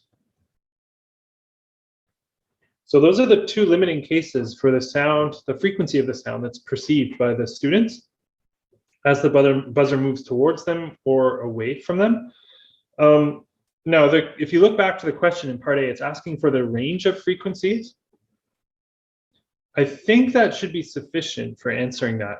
If you wanted to be really safe, you could write a little sentence that says the students perceive a frequency between 790.9 and 809.4 hertz. But that should be sufficient to get us the final answer. What happens in between? So if you imagine the motion of this bag with a buzzer in it that's traveling in a circular path in the horizontal plane. So at the instant it's moving towards you, that's when you get the maximum perceived pitch. And the instant it's moving away from you, you get the minimum. And in between, you get a sinusoidally varying function. And it's really related to the component of the velocity of the bag towards you or away from you. You might be able to picture that if you look at a horizontal circle and look at the velocity vector of something moving tangentially around that circle and look at the component of that velocity vector that's pointing in a certain direction. All right, so that's part A. Looks like there's no questions on part A. So let's get back to part B. There's a whole bunch of different parts to part B. Let's go through them one at a time here. In part one, the question is, well, what frequency do the students hear when the bag is at rest? Well, if there's no relative motion between the source and the observer, then the students should hear 800 hertz.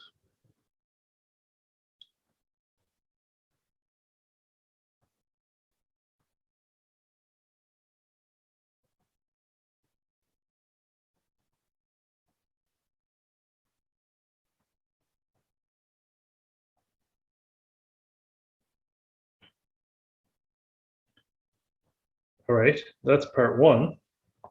Let's take a look at part two. In part two, what we want to do is calculate the period of this bag on the end of the string that's oscillating in some kind of a simple harmonic motion. And effectively what we have here is a simple pendulum, right? We've got a massless string with a certain mass at the end of it, like a bob, just like a pendulum. And so if you want, you could write some words, model the buzzer and bag, I guess.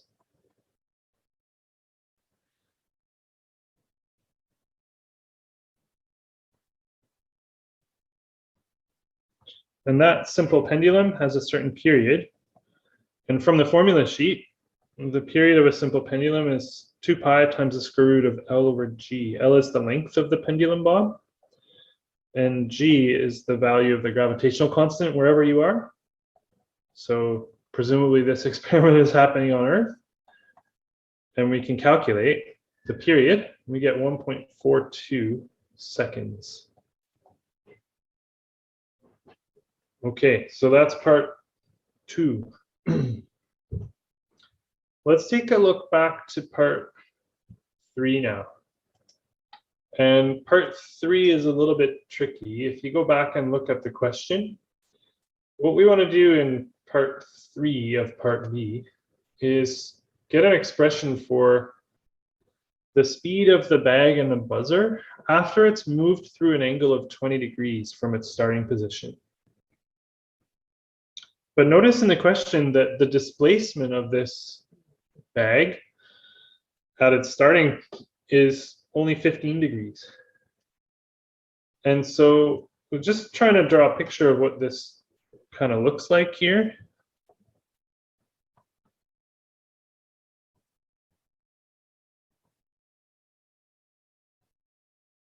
Let's say that's the vertical. And let's say this is the buzzer in the bag. And its initial displacement is 15 degrees. They tell us that in the question. So that's the, let's call it the amplitude of that oscillatory motion. And what they're asking us to calculate is the speed of the bag after it has moved through an angle of 20 degrees from its starting position.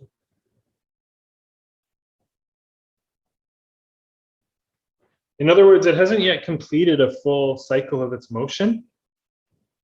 It's just gone back through the equilibrium position and it's moved 5 degrees further. So we have to get some kind of an expression for that speed.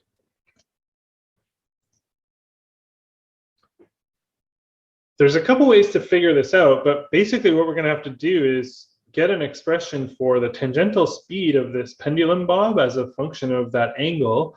And maybe we could express the angle in terms of changes in height of the bag and look at this from a conservation of energy perspective. I'm going to do that on the next page so I have more room to work with.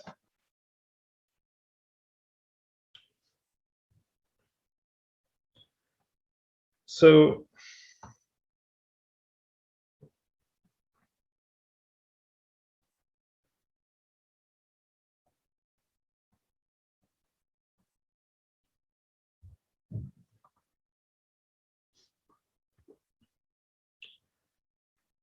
and thinking back to that picture that we drew that showed the bag at its initial displacement at rest at its maximum amplitude, and then swinging down through some angle through a change in height, all of the initial gravitational potential energy turns into some final gravitational potential energy plus some kinetic energy of that pendulum bob. And we need to somehow relate those changes in height to those changes in angle. So I'm going to just try to draw this picture again a little bit bigger here to illustrate.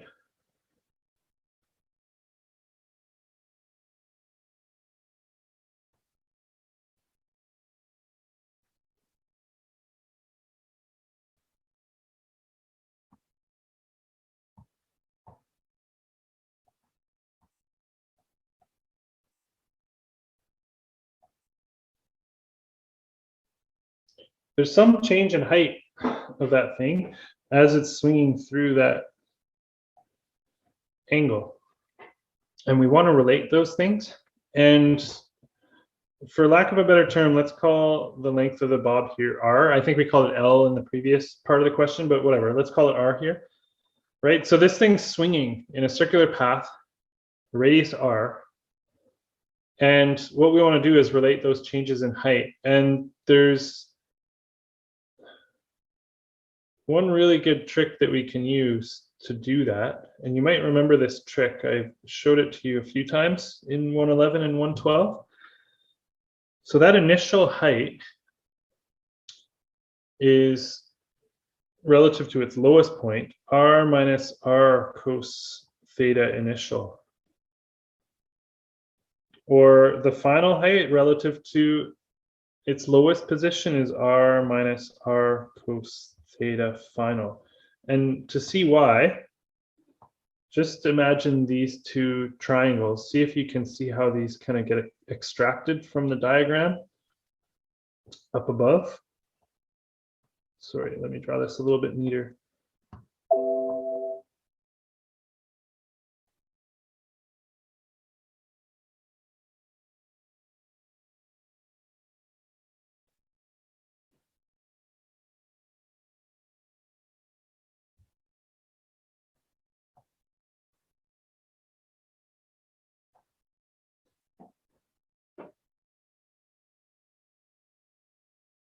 Hopefully you can see that from the diagram, but this is just a helpful way to relate the change in height of something that swings through a certain angle.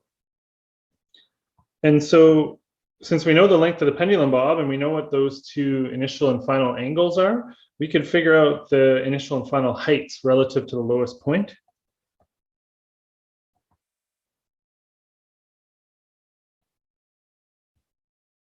And once we know what those initial and final heights are, we could rearrange that conservation of energy expression and solve for the speed once that pendulum bob reaches that final height.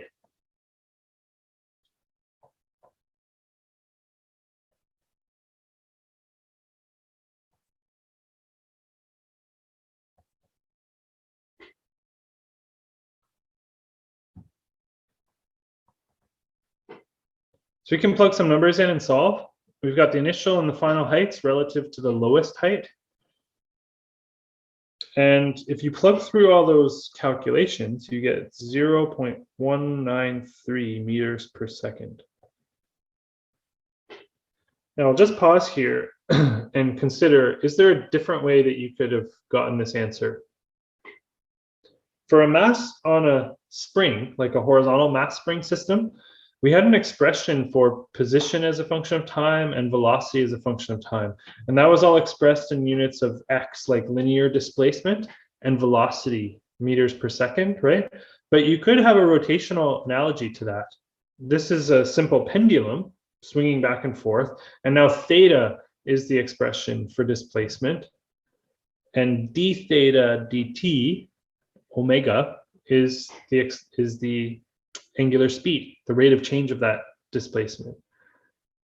So when you're studying, if you have time, you might want to revisit this problem and try to look at those expressions for position and velocity as a function of time and map them into rotational units. And you should be able to calculate the same thing, translating back to the tangential speed of the bag after it goes through that angular displacement. I'll just pause there and see if there's any questions. There's no questions specifically about that, but there is a couple good questions about just what kind of pendulum is this? We're treating this as a simple pendulum. And a simple pendulum by definition is a point mass at the end of some length of massless object, right? Like a massless string. Why are we treating it this way rather than a physical pendulum? Physical pendulum is a solid object that has mass spread out over a certain length. We're not treating it as a physical pendulum. I guess we might be able to. The only tricky part about that is that then we're considering the entire object to be made of mass. In other words, we're including the mass of the string, which we don't know. And when we're trying to calculate the speed of just the buzzer in the bag, like the point at the end of that pendulum, we have an expression that tells us the angular speed or the period of oscillation of a physical pendulum, but we don't have anything that tells us about, you know, the end of it. So there's a couple different ways to look at it, but maybe a simplest way to look at it, if it's a massless string, or if it's relatively small mass compared to the buzzer and bag mass, then we can treat this as a simple pendulum, a pendulum bob. All right. Yeah, here's a great question. What about angular speed in this conservation of energy equation? Don't we have to include that somehow? You're right. And let's just pause and think about what that would look like, right? What we've included here is the tangential, sorry, the kinetic energy of a point mass moving in a circular path. In other words, this is a point mass object. It's not a solid object that's rotating, right? Like I'm just, for example, here's my phone, and it's probably not in focus very well for you guys, but if I rotate my phone, then we've got lots of mass at lots of different locations that's rotating. And then we have to use the moment of inertia and count for the rotational dynamics of that solid object. But if we treat this as a simple pendulum, it's a point mass, there's no rotation at all. This point mass is traveling in a circular path. This is uniform circular motion of a point object. So it's much simpler to look at it that way. It's a good question though. Okay, so we finished part 3 of part B. Let's take a look at part 4 now. And in part 4 of part B, what we want to do is find the maximum speed of this pendulum bob. And so assuming that this really is a simple pendulum, we could get an expression for that. And if you think back to what we had for a point mass,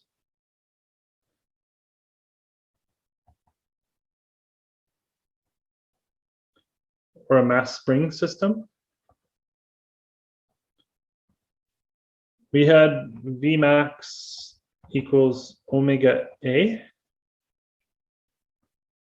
And just for clarity, I'm going to write this as omega naught, right, where that's related to the frequency, or 2 pi over T times A.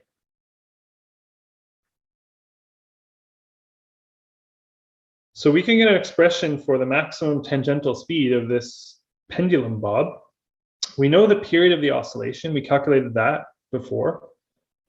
And we know its amplitude in units of degrees, right? So we could get that in units of radians and get a maximum speed in radians per second.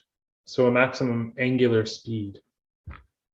So let's calculate that out. Vmax equals 2 pi over, the period that we calculated was the 1.42 seconds.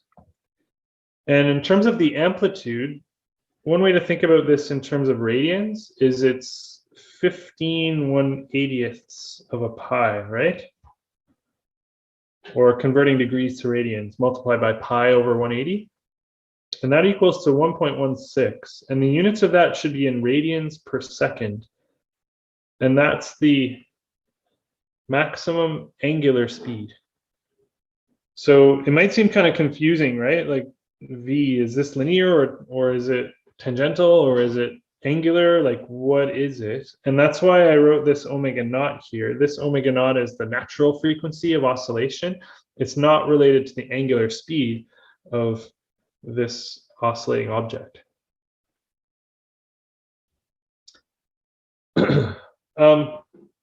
There's a couple of questions that came in here. Is the tangential speed constant? It's actually not. And if you consider a pendulum bob swinging back and forth, consider the extreme case, right? When the pendulum reaches its maximum angular displacement, the turning point of that motion, it's actually instantaneously at rest at either side. And it's at its maximum speed at the bottom of that motion.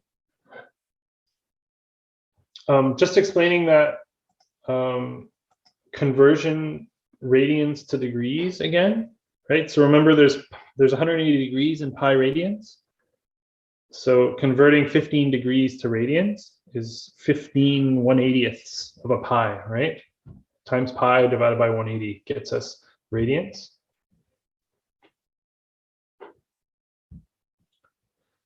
Could you do with this with energy? It's a good question. You probably could. I'm just thinking back to our equations that have to do with simple harmonic motion of a point mass.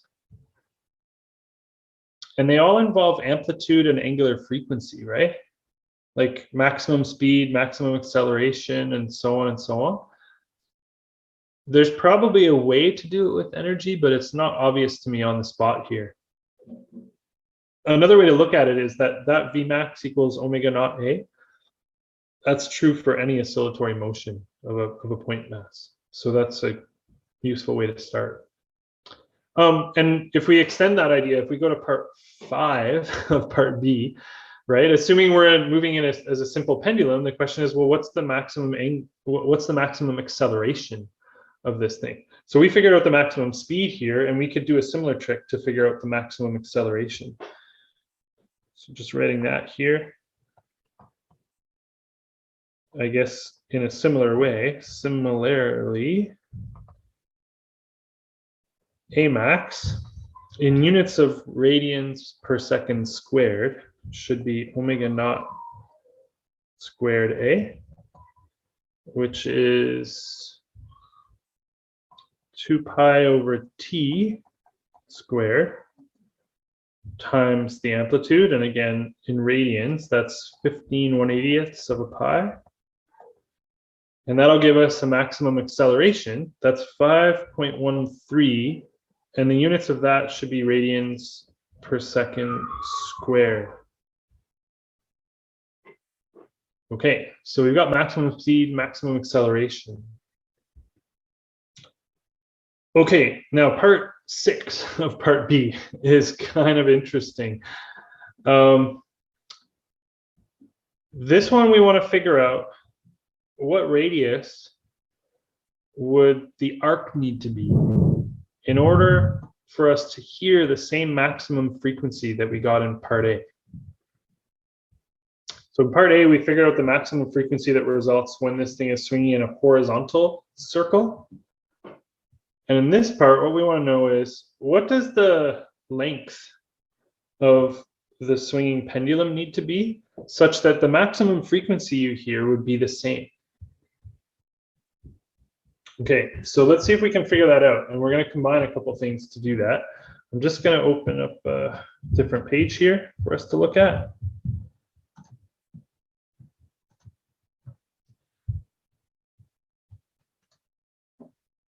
All right.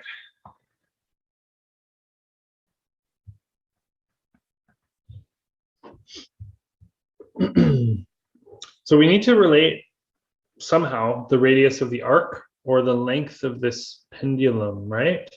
And we had an expression V equals R omega for the tangential speed of a point on a circular path with an angular speed omega. And we could relate that to the natural frequency of this simple pendulum. And if we consider that the length of the pendulum that we're talking about, L, is the same thing as the radius of the circular path,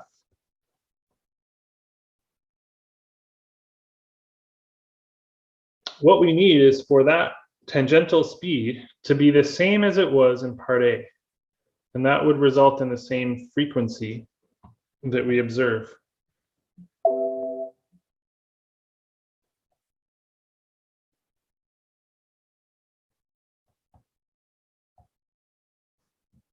So what we want to do is solve this equation for R. And to do that, we probably need to take some square roots.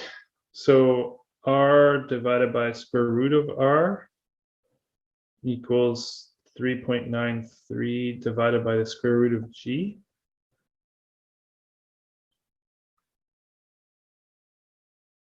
And another way to look at that, this is a little bit tricky, right? We want to solve the equation on the left for R. So you could square both sides if you wanted to, and then isolate. But one way to consider that is that R is actually the square root of R multiplied by the square root of R. Sorry, guys, my tablet is just a little bit hard to write on at this angle.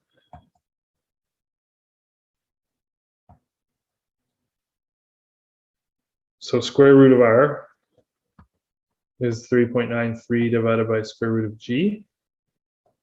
And that gives us a way to calculate R.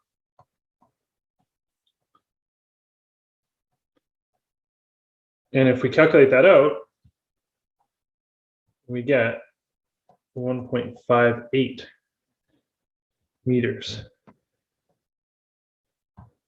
So this is how long we would have to make that pendulum in order for the maximum frequency that we hear to be the same as it was in part A.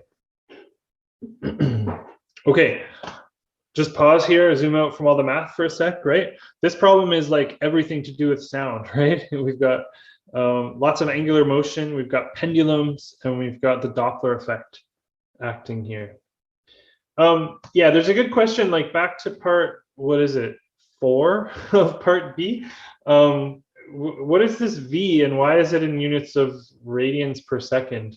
What I was trying to do there is make the analogy back to the maximum speed from a simple harmonic motion of a point mass, right? V equals omega A or omega naught A. We know the amplitude of this motion. We know the natural frequency or the period of this motion, so we can get the maximum speed, except now we're talking about literally the angular speed of a rotating pendulum bob. If you do the dimensional analysis on the quantities that we plugged into that equation, you'll see that the answer has to have units of radians per second. And then similarly in part 5, right? If you do the dimensional analysis in part 5 of part B, where we calculated the max acceleration, that was also in units of radians per second squared. There's a good question here. What angle would that speed in part 4 occur at? In other words, what's the displacement at that speed? We actually know the answer to that, right? If you look back to part 4, we were trying to find the speed after this pendulum had swung through a 20-degree displacement from its starting position. So its amplitude is plus or minus 15 degrees to either side of the vertical. And they tell us after it swings through an angle of 20 degrees, in other words, 5 degrees on the other side of the vertical, how fast is it moving? So we actually know where it is at that instant in time. The tricky part was figuring out the speed and relating the change in height to do that. All right. Yeah, and one last question here. In part 6 here, at the very top of our screen, right? When we're trying to figure out what the length of this pendulum needs to be, what we could do here is consider that V equals R omega, which applies to the relationship between the tangential speed and the angular speed of a rotating object, like a point mass moving in a circle. Consider something for a second, right? At the instant that this particle is at the vertical, so when it's swung down and it's hanging vertically, it's actually passing through its equilibrium position, and it has its maximum speed at that point. And we can relate the angular speed of that to the natural frequency. That's what we've done in that top line of algebra. All right, that's a pretty thorough review of sound. And what I want to do now is get into a review of electric force and electric field. That starts on page 69 in your booklet.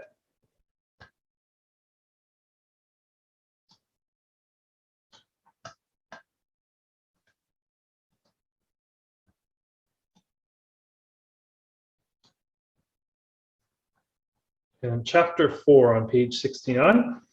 Once you find it in your booklet, it should look like this.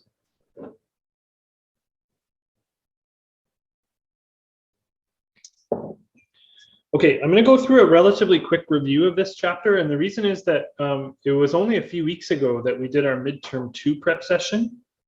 And at the midterm 2 prep session, we spent basically the entire session going over electric force, field, and electric potential. So I'm going to, in a way, zoom through the review of this stuff, and we'll do a couple of questions just to make sure that it's fresh in our minds from a couple weeks ago. Okay, so super quick review. What do we know about electric charge? We know that there's 2 types in nature that behave in an opposite way. Positive and negative are what we call those. We know that opposites attract. There's an attractive force between oppositely signed charges. We know that charge is conserved. In any process, charge can't be created or destroyed. We also know that electric charge is quantized. There's a certain smallest amount of charge you can have, and that's the charge on 1 electron. 1.6 times 10 to the -19 coulombs. SI unit of charge is coulombs. And notice that E itself is a positive quantity, and the charge on an electron is minus E. And in the sense that macroscopic objects are made up of lots of atoms, so protons, neutrons, and electrons, then a macroscopic object could have a net charge depending on the relative numbers of protons and electrons contained inside it. Most objects are neutrally charged unless we attach charge to an object, and we can do that with conduction or induction.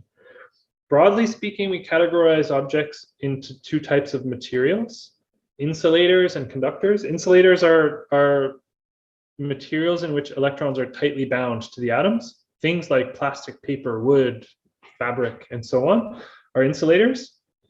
And the opposite type of material is what we call a conductor. These are metals. And in metals, there's lots and lots of outer electrons that are free to move in a conduction band, and they're not tightly bound at all to the atoms that make up the material. In other words, in conductors, charge is free to move around and spread out. There is a type of material somewhere in between that we call semiconductors. And if you go into electrical or computer engineering, you'll learn about this. And this is a material which, under the right conditions of temperature, applied voltage, and so on, can behave either as a conductor or an insulator. All right. On page 70, Coulomb's law is how we quantify this opposites attract rule, and the notion that there's an inverse square law, force, that acts along the line between two charges. That force could be attractive or repulsive, depending on the signs of the charges involved. There's a proportionality constant to that inverse square law that you can measure from experiments in nature, so we know what that is. And of course, that force is in newtons. This constant K is on your formula sheet, and it's also written as 1 over 4 pi epsilon naught in terms of the permittivity of free space. So you can use either form in your Coulomb's law calculation. And one thing that's helpful when you're solving Coulomb's law problems is to calculate the magnitude of the force, ignore the signs of the charges, and use a diagram or the opposites attract rule, and that will tell you the direction of the force. And the superposition principle says, well, force is a vector, and if there's multiple pairs of charges involved, then the net force among them is the vector sum of all the forces. All right, so that's Coulomb's law and forces on charges. What about electric field? A quick review of electric field. The simplest way to think about what electric field is, it's some property of the space around a single point charge. In other words, single point charges create an electric field around them. That electric field is a vector quantity. It points away from positive point charges and towards negative point charges. And one way to think about Coulomb's law is that the electric field created by one point charge exerts a force on the other one, and vice versa. So there's a relationship between electric force and electric field. And we measure electric field in units of newtons per coulomb for the same reason. Electric fields can be kind of tricky to visualize. But to help us understand it a little bit better, consider a comparison to gravity. Newton's law of gravitation, Gmm over r squared, that's an inverse square law with a proportionality constant that says two point masses are attracted to each other along a line separating them. And if you take Newton's law of gravitation and you look at that proportionality constant, the mass of the Earth and the radius of the Earth, and calculate that out, you get 9.8. The gravitational field created by the Earth exerts a force, mg, on another mass near the Earth's surface. So that's why we find it useful to calculate fields, whether it's gravitational field or electric field. If you know what the field is at some point in space, it's easy to calculate the force on another object that you put there. That's why we calculate electric fields. We use electric field lines to visualize what electric fields look like, and on the next page, I'll show you some examples.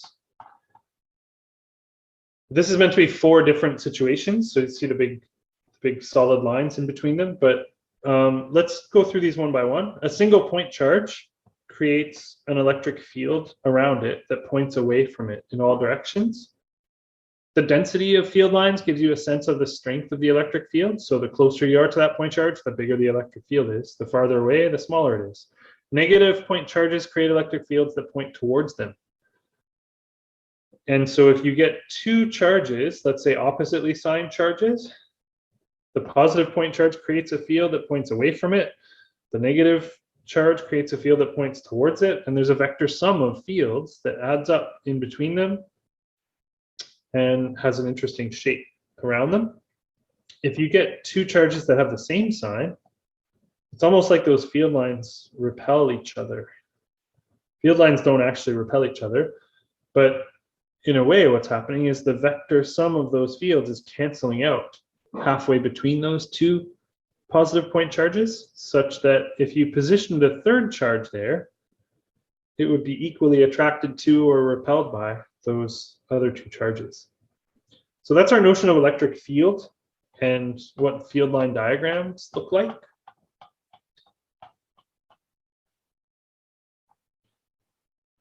I'll just flip over to the next page. The reason electric field is useful for us is it helps us calculate the force on a charged particle in that electric field. And so you can use Coulomb's law and this notion of electric field to calculate the force and the resulting acceleration on a charged particle that's moving around in a region where there's an electric field. We could do a thought experiment. Imagine you put a big positively charged plate on the ceiling and a big negatively charged plate on the floor. The positively charged ceiling will create an electric field pointing away from it, downwards. The negatively charged floor would create an electric field pointing towards it, also downwards. And so you could create a really strong uniform electric field pointing downwards. And if you fire a proton horizontally into that region, it will experience a force downwards and accelerate downwards. And this is just like what happens with gravity. When you throw a mass, like a rock or a ball, horizontally off a cliff, it's moving left to right, it's accelerating downwards, and so it falls in a parabolic trajectory. The exact same thing is happening here with charges moving in an external electric field. All right, so that's why we care about what electric fields are. That's why we put so much work into calculating them. All right, you might have found in midterm 2, when we studied this, one of the trickiest parts was calculating the electric field created by a continuous charge distribution. So instead of a point charge, what happens if you get an object that has charge spread out across it? And the way we tackle that is to consider the little bit of electric field created by each little bit of charge. We break up that solid continuous object into infinitesimally small point charges and calculate the fields created by each one. And the thing we have to remember is that electric field is a vector. So we have to do this vector integral to calculate, the net electric field. We have to add up all the little dE vectors created by all the little bits of charge that make up an object. And what we found in midterm 2 when we were working through the prep session for that is that that can be a little bit tricky sometimes. I'm not going to redo this example. We did this at the midterm 2 prep session just a couple weeks ago. I'm going to skip ahead a little bit to page 79, I believe it is. Just bear with me one sec while I scroll. Yeah, page 79, section 4.10. Just breaking down into steps what we're doing with this continuous electric field calculation. So we're going to break our object up into infinitesimal dQs. We're going to calculate the bit of field created by each dQ. And then the trick really is to say, well, how do we express dQ and R in terms of the situation that we have, in terms of the geometry of the object and where this point is that we want to calculate the electric field? And we learned a trick a couple weeks ago in the midterm 2 session about expressing either the line charge density or surface charge density of an object as a way to help us get an expression for dQ in terms of the geometry of the object. And then we consider what happens if we consider a different dQ. Well, what's the field like created by that other dQ? And that helped us establish limits on that integral. And then we did the integral. This example here is one that we could look at quickly as a way to help us understand that. Here's a ring with a total charge big Q. And what we want to do is calculate the electric field at this point P over here due to that ring. And if we consider a little bit of charge dq and the electric field that it creates an electric field, let's call it dE, that points away from dq. And if we consider a different dq, let's say a dq down here, it creates an electric field that points away from it in a different direction. All those dq's are the same distance r away from point P, but the little bits of field dE they create all point in different directions. And when we solved this problem, what we did is we looked at the component of that dE, and we added up the horizontal components, the components along that x-axis of all those dE's to find a net electric field. In other words, all the on-axis components add up and all the off-axis components cancel out as you consider all the different dE's around that ring. So this is a general problem that we had to solve. Now, I'm going to go out on a limb and I'm going to just suggest the possibility that there probably won't be an electric field integral on your final exam for two reasons. One is that I'm pretty sure any integrals you have to solve on your final exam are going to be magnetism integrals. They're going to be Biot-Savart law calculations or electric flux integrals. Magnetic flux integrals. Okay, so if you want, when you're studying, you can work back through some of the examples in this chapter on the electric field calculations, but you covered that just a couple weeks ago in midterm 2. And it's not as likely this type of question is going to be on your final exam. So I'm going to leave that part of the review there. And if you want, you can come back and look at that when you're studying. I do want to skip ahead a little bit here to page 84 in your booklet. So we're going to go to page 84, section 4.11.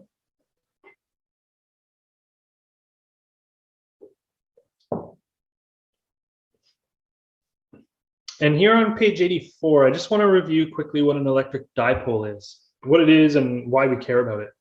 So an electric dipole is represented by 2 point charges, opposite charges that are separated by a certain distance, but somehow attached to each other in a way that they can move together. And if we take such an object, this dipole object, and we put it inside an electric field that's coming from somewhere else. So how would we create a uniform horizontal electric field like this? Maybe we get a giant positively charged plate over here. That's one way to create a horizontal uniform electric field like this. And if we do that, and we put our dipole in that electric field, what we find is that it rotates. It aligns itself to the electric field. One way to think about that is the positive end of that dipole wants to accelerate to the right in the direction of that electric field. The negative end of it wants to accelerate to the left in the opposite direction of the electric field. But if those point charges are attached to each other, then that object has to rotate, and it rotates to align itself. And in real life, objects like this are what we call polar molecules. They're molecules that have a charge distribution such that part of them spatially is positive, and another part of them at some other part of the molecule is negative. And this is how we make liquid crystal displays, for instance. So your phone, the screen on your phone is a liquid crystal display. And by changing the voltages that we apply at different locations on the screen of your phone, we can change the way light passes through those polar molecules and change the brightness and the color of the light that comes through. So this is a good example of how we make an LCD screen. And when we analyze this dipole, what we find is that there's a torque due to that electric field that causes it to rotate. And you can express that torque either in terms of the electric field, the charge, and the distance between the point charges, or you can combine those things together into something that we call the dipole moment. And so you can write the cross product rule for the torque on a dipole. It's the dipole moment cross product with the electric field. And the limiting cases of this torque, the torque is a maximum when theta is 90 degrees. In other words, when this dipole is perpendicular to the electric field, then it experiences a very large torque to rotate it. And the torque is 0 when the dipole moment is basically parallel to the electric field, once the dipole has aligned itself to the electric field. All right, so that's a quick review of electric force, electric field, electric dipoles. Let's take a look at a couple of questions here. For starters, let's go to page 9. Pardon me. Let's go to page 88 in your booklet.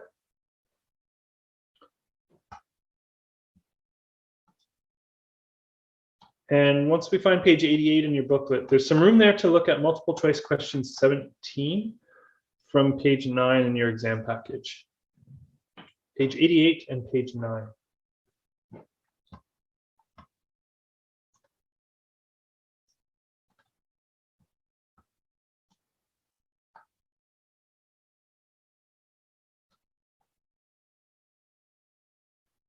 And the one that I want to look at here is number 17.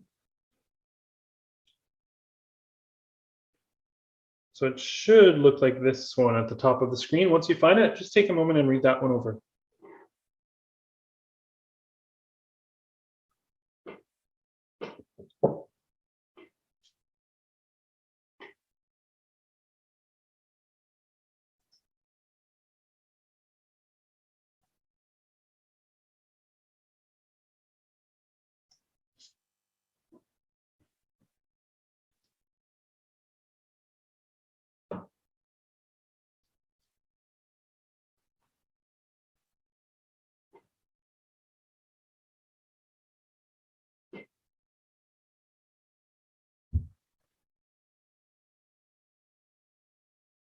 Okay, so we've got a ball with a charge plus q that's dropped from rest at t equals 0 from a height h above the ground. And we're considering this as a point charge. What we want to do is get an expression for the electric field as a function of time while this ball is falling. And we want to express this relative to a point on the ground directly below the ball. And if you look at the possible answers here, they're all given in terms of 1 over 4 pi epsilon naught. So in other words, k. And there's a q and there's some h's and t's and so on, right? So somehow we have to get this expression involving electric field, the charge q that's creating it, and something about its height and the time as it falls. Okay, so let's go back in our booklet, page 88, and we can work through a solution to this.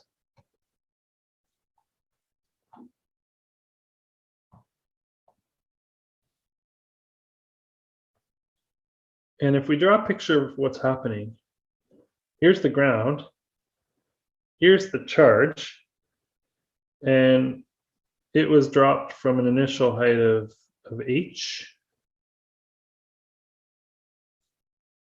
and it's falling towards the ground. And what we want to do is get an expression for the electric field at this point P as this charge is falling. But this is a falling object, so its speed is going to depend on time. And we've somehow got to get an expression for that. Well, what is the electric field created by a point charge a certain distance away from that point charge? In general, the electric field created by a point charge is kq over r squared. And if we notice that the answers on the multiple choice were given in units of 4 pi epsilon naught, we could just take that k and write it as 1 over 4 pi epsilon naught instead. And really what's happening here is as this charge is falling, the distance between the charge and the point on the ground is varying with respect to time. So we've got to get an expression for how this r, the distance between the charge and the ground, is varying as a function of time. Can you think of an expression for r as a function of time? the height of the ball as a function of time.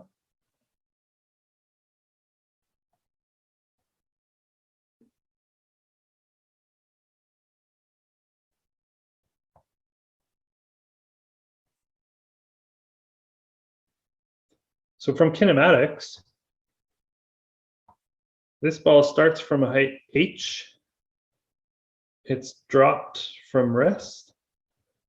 And we can get an expression for its height relative to the ground as a function of time, h minus 4.9 t squared. A is the acceleration due to gravity as this point charge falls. And so if we plug that in,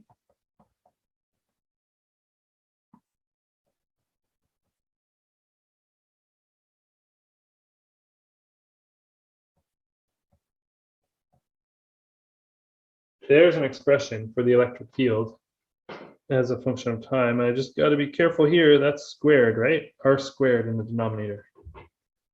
And so the correct answer there is B. This is from way back in 2010. The reason I wanted to do this one is just to show you a flavor of what you might get for a multiple choice question involving electric field. Something tricky like this that combines the concepts of kinematics and electric field. It's not explicitly asked in the question, but just so that we verify our understanding here, what direction does this electric field point in? If this is a positive point charge, then this electric field is down at all times. But the length of that downwards pointing electric field vector is varying, right? Its magnitude is changing with respect to time. It's small when the ball is really high, and it gets bigger and bigger the closer the ball gets to the ground. Questions on that one? Or are we good? Looks good. Okay, let's go on to another one. Let's take a look at a long answer problem on electric field. So we're going to go to page 99 in your booklet.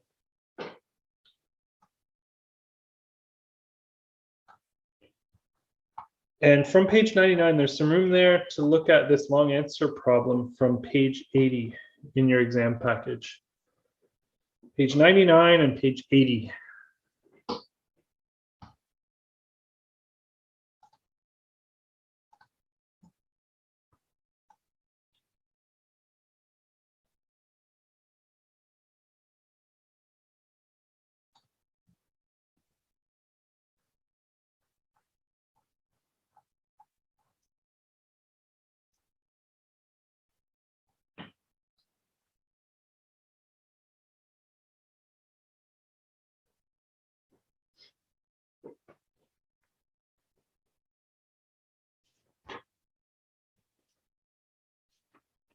And once you find this problem on page 80, it should look like this, what you see on the screen.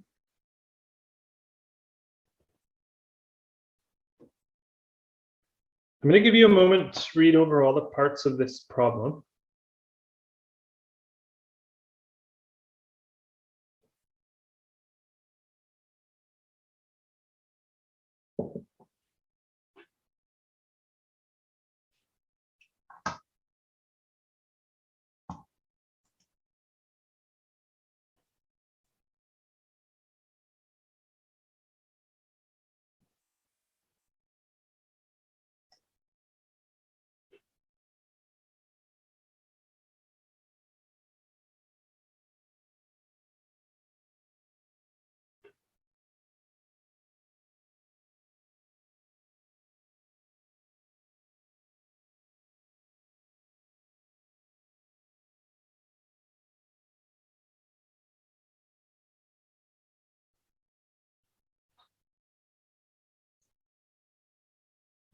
Okay.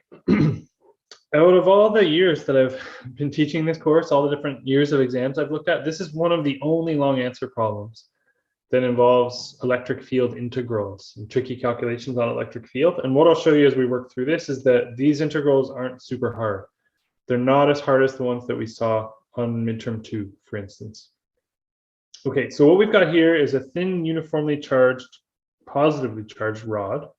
It lies along the x-axis. It's centered on the y-axis, and they tell us its length 2a and a total positive charge plus q. in part A, they want us to say what direction is the electric field at point P. Well, consider what makes up that electric field at point P. There's going to be contributions of little dE vectors from all the points of charge that make up that rod. But notice that because of the symmetry involved, no matter which dq you consider along the rod, there's an opposite dq on the other part of the rod that cancels out the horizontal components and only adds up the vertical components. So the vertical components add up, and the net electric field at point P points upwards. And so to get full marks for that problem, you could probably just write something like that and show a little diagram like we did there.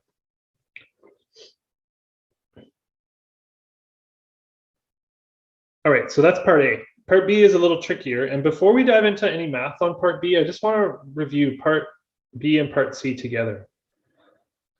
Okay, so part B says, if you start from that equation for the bit of electric field created by a point charge, show that this is the electric field created by that rod at point P. And we'll go through that math. We'll show that that's true. But now, before we dive into part B, let's read part C. Part C says, what if you get 4 such rods and you arrange them in this square pattern, and you want to know what the net electric field at this point P along the z-axis is? Each of those rods is creating an electric field that points away from it, and we want to somehow add up all those contributions at point P. And so what I want to highlight here is the fact that you could probably solve part C using the result from part B. You see in part B, the result is given, right? It says show that this is true. And this is a really common pattern on long answer problems from final exams, where in one part of a question, you're asked to show that something is true, show that this expression is true for part B. And in a later part of that question, you can actually use that result to solve that other part. So notice that they give you 1 mark pretty much for free in part A. And 4 marks in part C, you could get that answer by using the result that was given in part B. So you can get half the marks from this problem just from things they've given you without doing any integrals at all.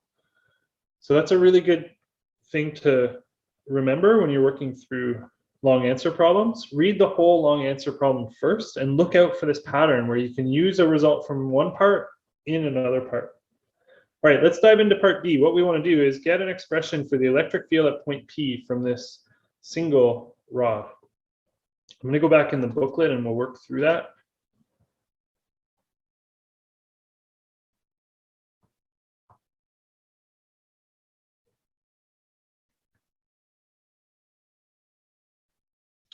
All right.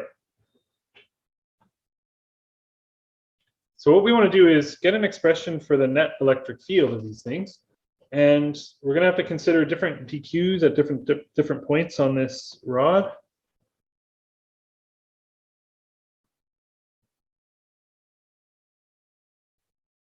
A given point P and a given dq will generate an electric field at point P. And we're going to have to somehow express that varying distance r as we consider different dqs along that rod.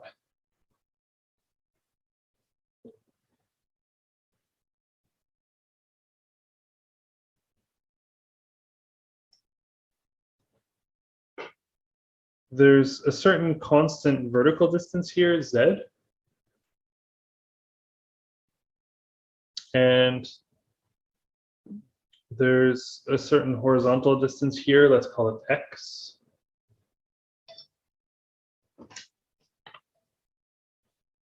And so there's a relationship there. R squared is x squared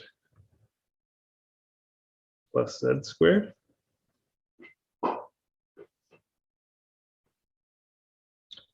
And there's an angle involved here. There's a theta.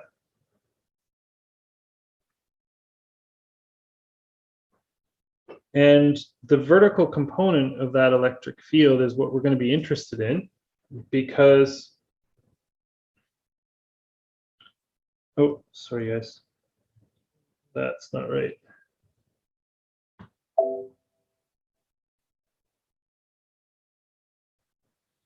Because what we'll see is that the horizontal components of the dE created by any dQ are going to cancel out with the opposite dQ.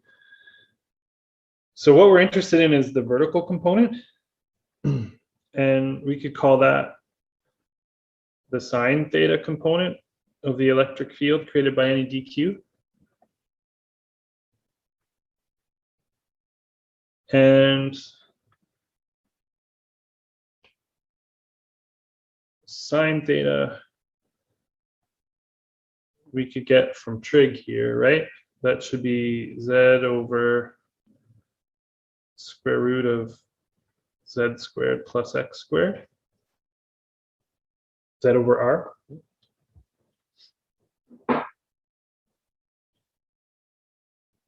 Okay, so if the little bit of electric field is k dq over r squared sine theta, we can combine all those things together to get an expression for that y component of that bit of electric field. It's going to be k dq over r squared times z over root z squared plus x squared. And simplifying that one step further,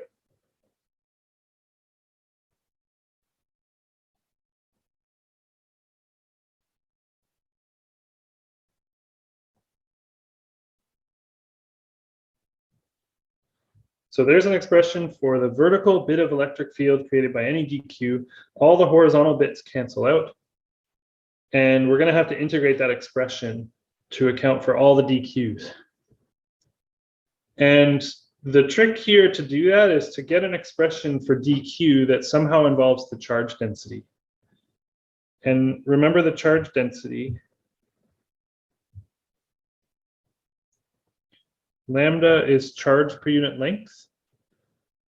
So it's the total charge divided by the total length, or it's the infinitesimal charge divided by the infinitesimal length. And what that helps us do is get an expression for dq in terms of the geometry of the object.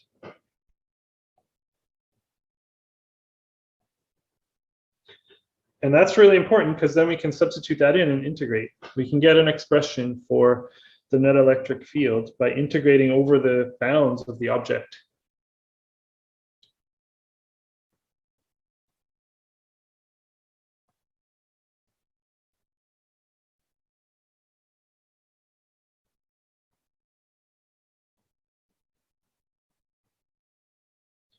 So there's an expression for that vertical bit of electric field, and that's valid for any x between minus a and plus a along the object.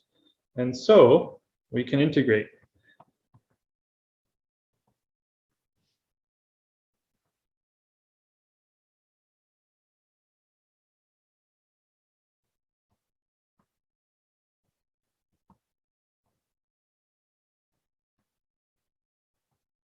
A bunch of these things are constants, and x is the variable. So I'm going to bring the constants out to the front.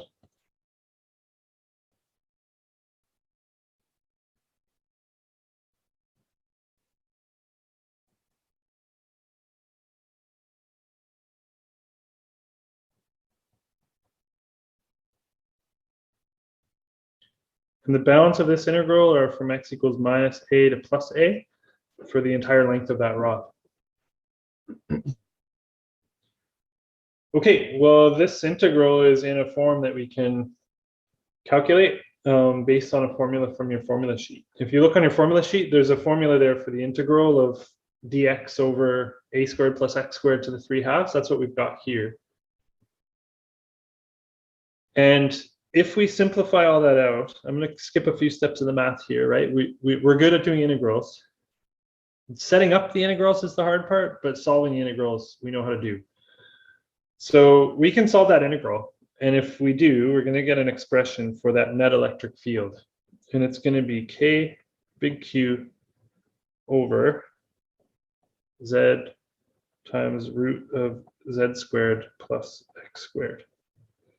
And that points purely in the vertical direction, in the J hat or the Y hat direction, whichever you like. And that's our answer to part B. Sometimes it's good to consider what happens in the extreme cases.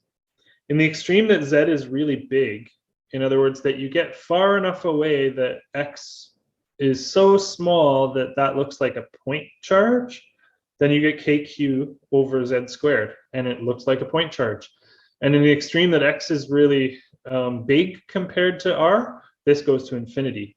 The closer you get to this, the bigger that electric field gets. So that's our answer to part B. There is a good question. Should we use big R instead of Z? You could, absolutely. I put Z just as call it a variable distance in the Z direction. Sorry, I shouldn't even call it the Z direction. It's really in the Y direction in this diagram. The reason I wanted to do that is when we get to part C, we're going to be dealing with a different variable, and I just wanted to highlight what that is. Okay, I'm going to put a little box around our final answer to part B. Just looking at the time, and I've run a little bit past the break that I wanted to have. We're going to take a 5-minute break instead of a 10-minute break. We're going to get started again at 8:23 p.m. So 5 minutes from now. I'll just write that on the screen. We'll take a 5-minute break, and then we'll finish this question off.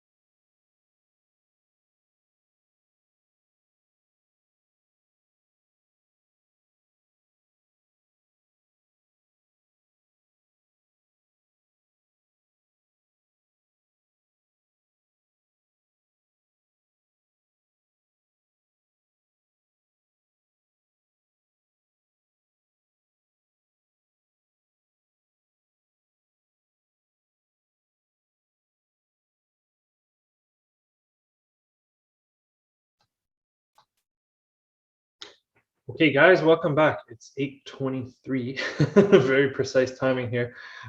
We've got just over an hour to go before we finish off at 9:30 this evening. I want to finish off this problem on electric fields, and then we'll do a review of electric potential and a few problems that I've got lined up for us there. Let's get back into this problem we were working on just before the break. And we'll get into part C now. And just to highlight something, I'm going to go back to the question itself. I just want to highlight something from the question here.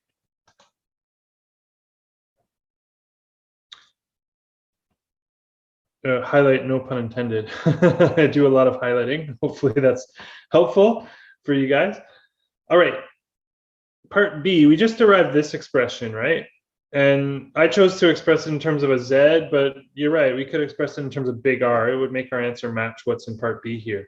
But the point I'm trying to make is that you could use that result, highlighted here in the given in the question, to solve part C. So even if you can't do part B, you can get full marks for part C. And in part C, the problem is take that expression and use it to calculate the net electric field at this point P, given that distance big R, which is, I guess, along the diagonal from the center of each rod on each side of that square to point P. So we really should put our answer in terms of big R here. And that will help us answer part C. I'm going to go back in the course booklet here, and we'll draw a diagram that hopefully will help us solve part C.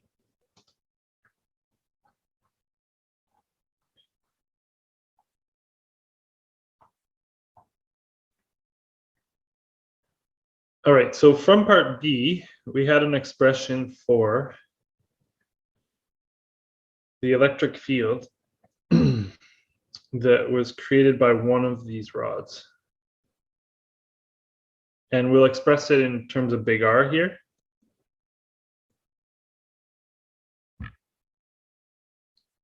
And what we have to consider now is this arrangement of these four rods. And I'm going to try to draw a diagram that illustrates the problem here. Imagine you're looking along the axis of one of the rods and the other rod. So like, in other words, looking kind of into the edge of the square, right?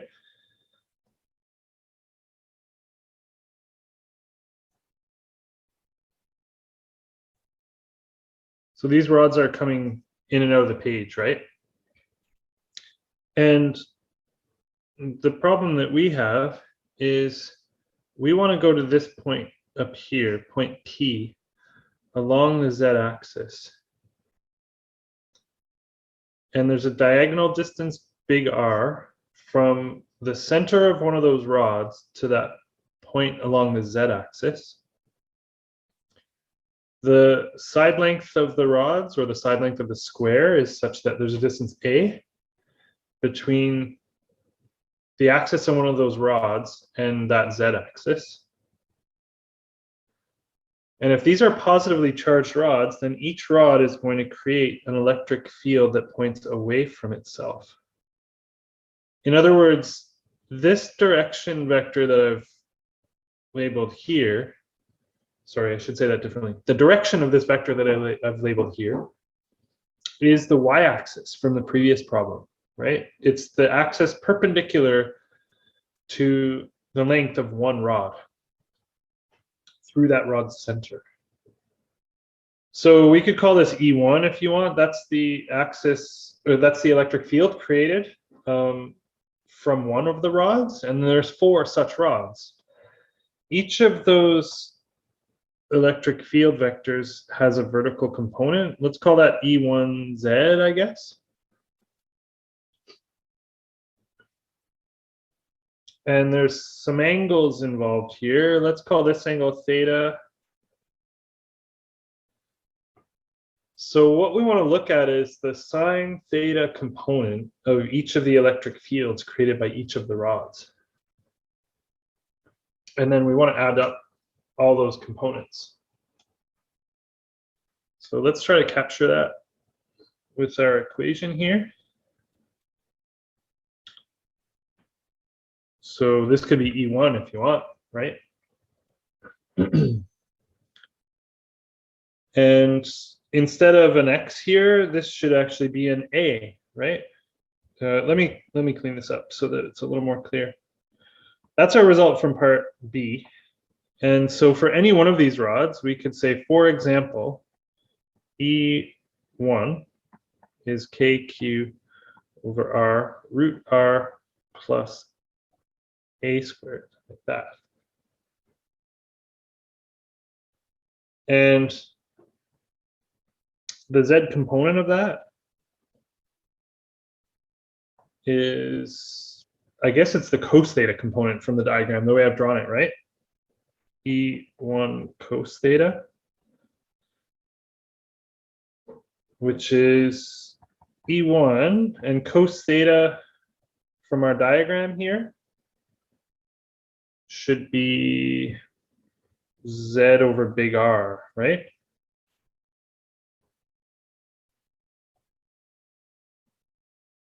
So the Z component of the electric field created by one of the rods should be KQ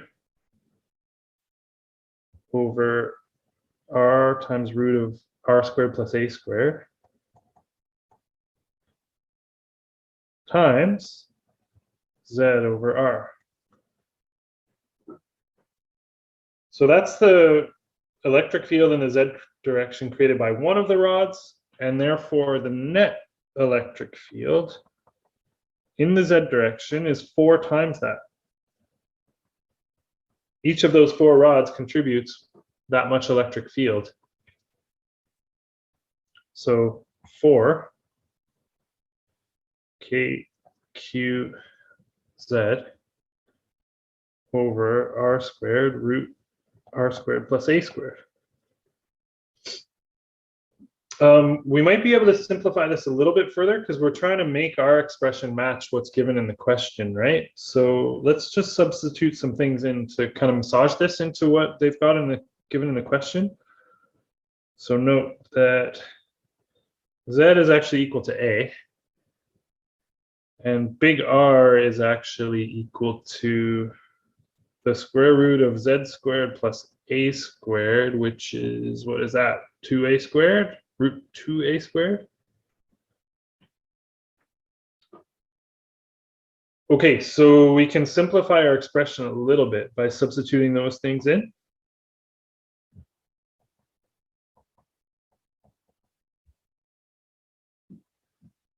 So that should be 4KQ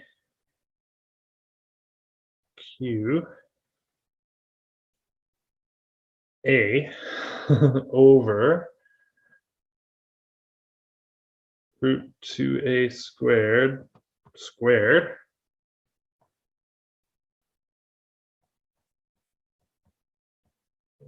okay, we just basically substituted in Z for A everywhere and kind of simplify things out a little bit.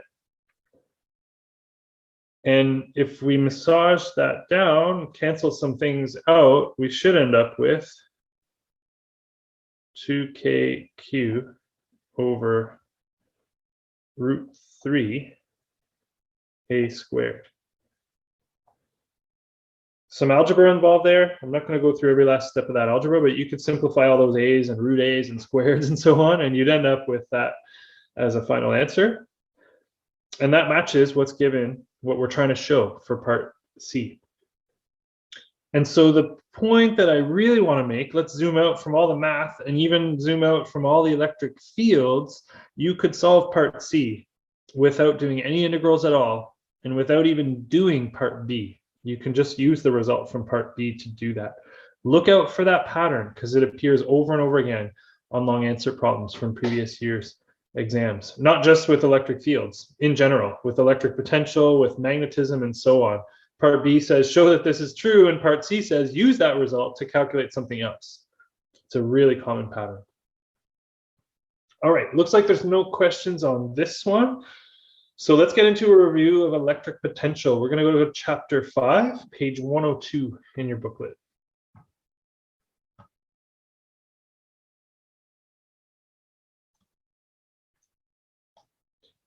And once you find chapter 5 on page 102, it should look like this.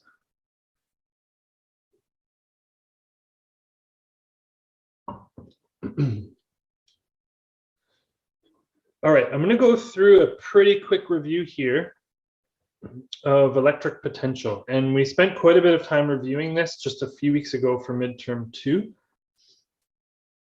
Hopefully this stuff is still relatively fresh in your mind.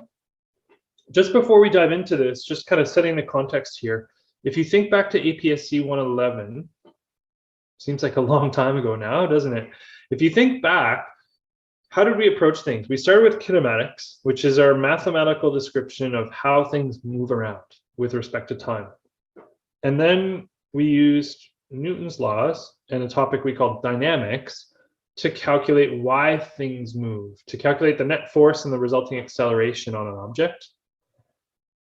And it turns out, back in APSC 111, there's a class of problems that are really hard to solve just using Newton's laws and dynamics. If the force is not constant, and the resulting acceleration is not constant, then that whole notion of kinematics and using acceleration just kind of goes out the window. It's really hard to solve problems that way.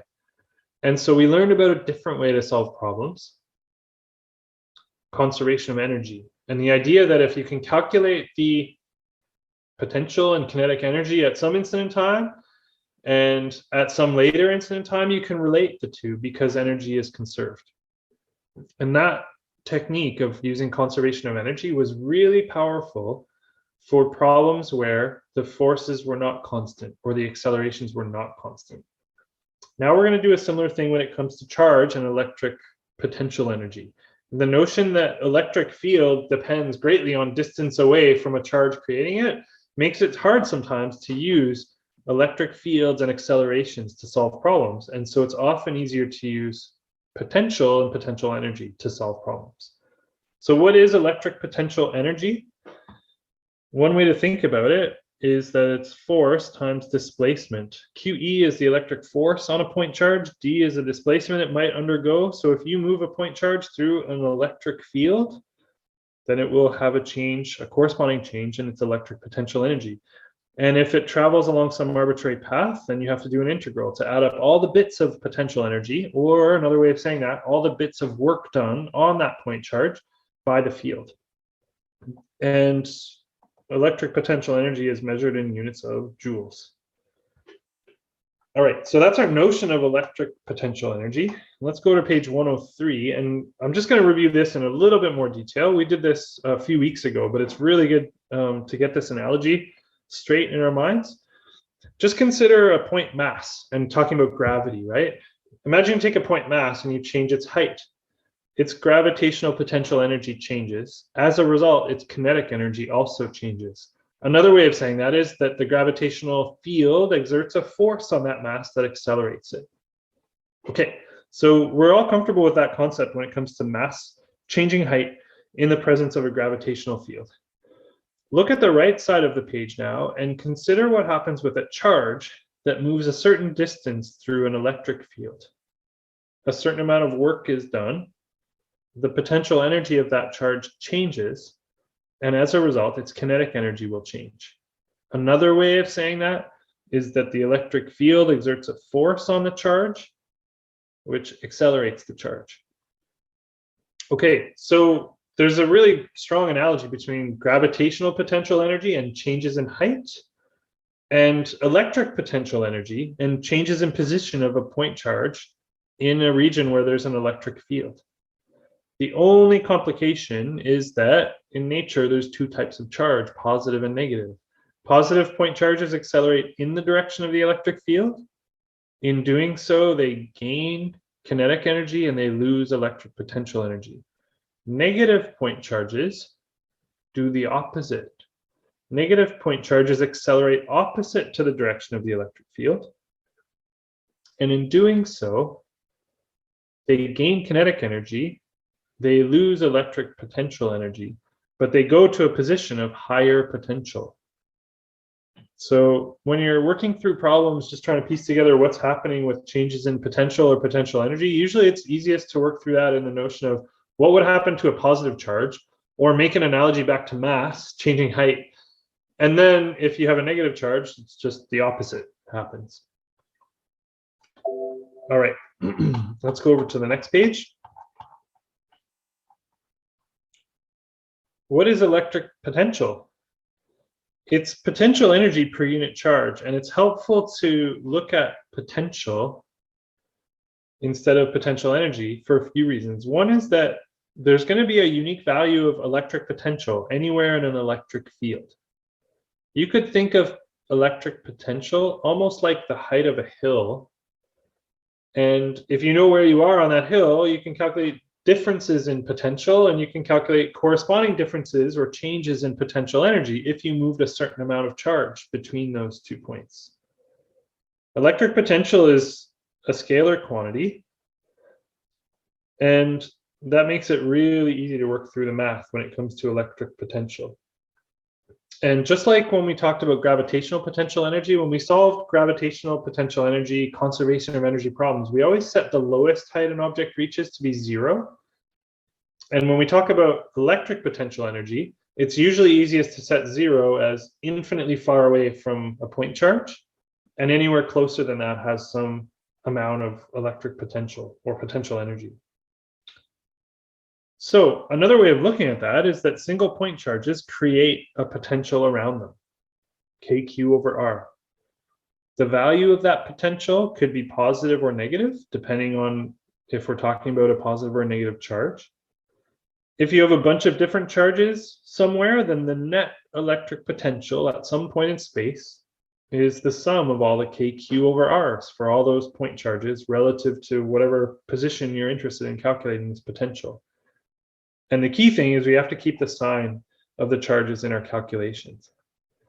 And to try to visualize this, you guys might remember this from the midterm 2 session. This is a MATLAB mesh grid plot. And you guys, I think, take a course involving MATLAB and Python probably. And you can use the mesh grid function to make pretty plots like this. And this is the plot of the electric potential, K Q over R, so it's a 1 over R function.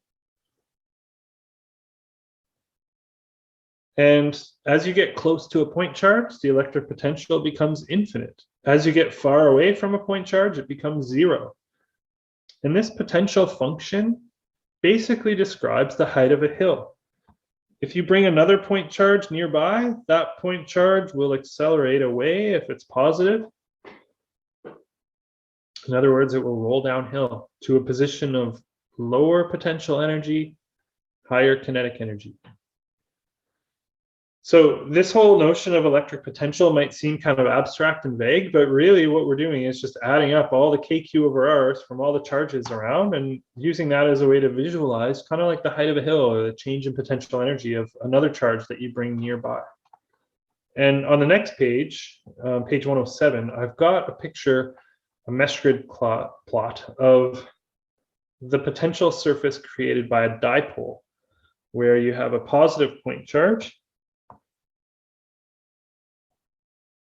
and you have a negative point charge separated by a certain distance. And you can see that if you brought a third charge into the picture, let's say a third positive point charge, it would accelerate away from the positive point charge and towards the negative point charge. It would roll downhill to its lowest potential energy configuration. So that's what electric potential is.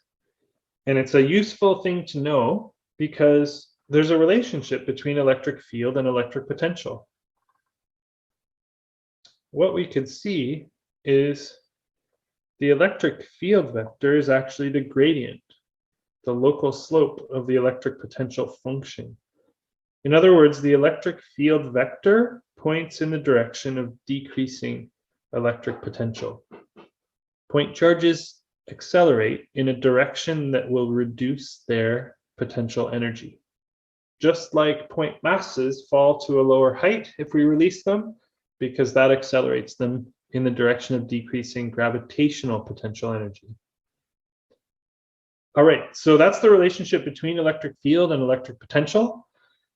And when we want to solve problems using this notion of potential, sometimes we have to do this calculation to relate electric field and electric potential. And really what we care about is what are the potential differences between 2 points in space, and what's the corresponding change in potential energy of a point charge that we move. Sometimes we have to calculate the electric potential created by a continuous object. So we have to integrate all the dq over r's that are created by that object. I'm just going to scroll over to the next page here. So if we have a bunch of charges, each creating a potential around it, and those charges are nearby each other, then they will be storing electric potential energy. So this is potential energy stored in a pair of charges. You might recall that earlier I said when we were talking about electric field, right? I said that a single point charge creates an electric field that exerts a force on another point charge nearby. Another way of saying that is a single point charge creates an electric potential around it, and pairs of point charges share potential energy through their shared potentials. And so if you want to calculate the net electric potential energy stored in this configuration of charges, just add up all the kqq over r's and just be sure not to count any pair of charges more than once. All right. And so we can use this whole notion of electric potential or potential energy as a problem-solving tool. We can calculate differences in potential between two locations, calculate the corresponding difference in electric potential energy, and that will tell us how to calculate changes in speed of charges that move around in such situations. One last topic that we have to review here, and that's the electric energetics, the electric energy of an electric dipole. We talked about a dipole before, so that's 2 point charges, equal magnitude, opposite sign, that are somehow attached and separated by a certain distance. And we found that electric dipoles rotate themselves to align with electric fields. We defined this quantity called the dipole moment, the QED. And we calculated torques, but we can also look at the electric potential energy stored. Potential energy is the potential for some work to happen or the potential for something to change. And if you work out the electric potential energy stored in the dipole, it's P dot E. So the dipole moment dot the electric field. And what you can see is that there's some limiting cases for that potential energy. That potential energy is a maximum when the dipole is anti-parallel to the electric field. In other words, if you have a dipole who's rotated such that its positive charge is kind of pointing up the electric field and its negative charge is pointing the other way, it really wants to rotate 180 degrees to align itself with the electric field. So there's lots of electric potential energy stored. And likewise, that electric potential energy is a minimum when theta equals 0, when the dipole is perfectly aligned with the electric field. In nature, things tend to move in such a way to minimize their potential energy. Consider a bowl with a marble rolling around in the bowl. If you leave it alone for long enough, eventually the marble will settle down right at the bottom of the bowl. It will find its position of lowest potential energy, gravitational potential energy in that case. For this dipole, the dipole wants to rotate itself to align with the electric field to minimize the electric potential energy that it has.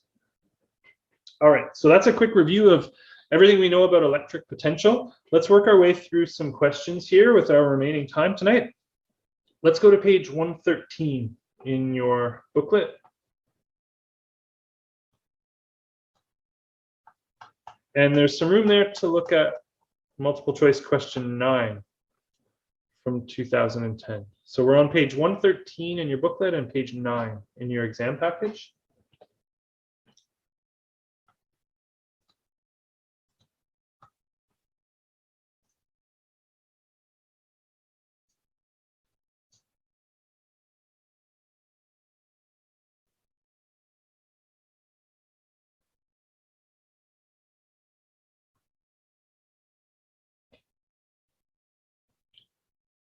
And once you find question 15 on page 9 of your exam package, it should look like the one here at the top of the page. Just take a moment and read that one over.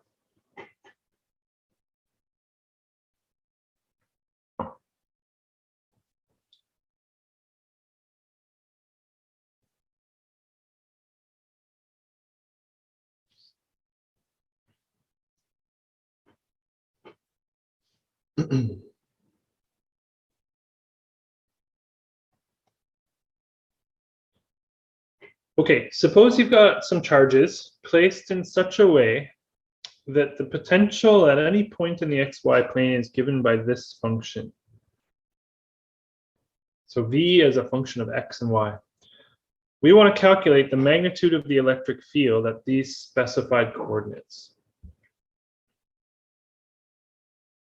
Okay. So I guess in the very worst case, right, you could draw a picture in which you would show the orientation of some charges, right, and figure out a way to calculate the electric field created by that arrangement of charges. The problem is that we don't even know what that arrangement of charges is. All we're given is an electric potential function. In other words, we're told the result of having charges arranged in a certain way, and that results in this electric potential function. You could plot that function if you want. Try doing a MATLAB mesh grid plot of this function and see what it looks like. I don't know what it looks like. It's some kind of weird topography. But all we want to do is evaluate the electric field at some location according to that electric potential function. And we know the math of how to do that. There's a relationship between electric field and electric potential.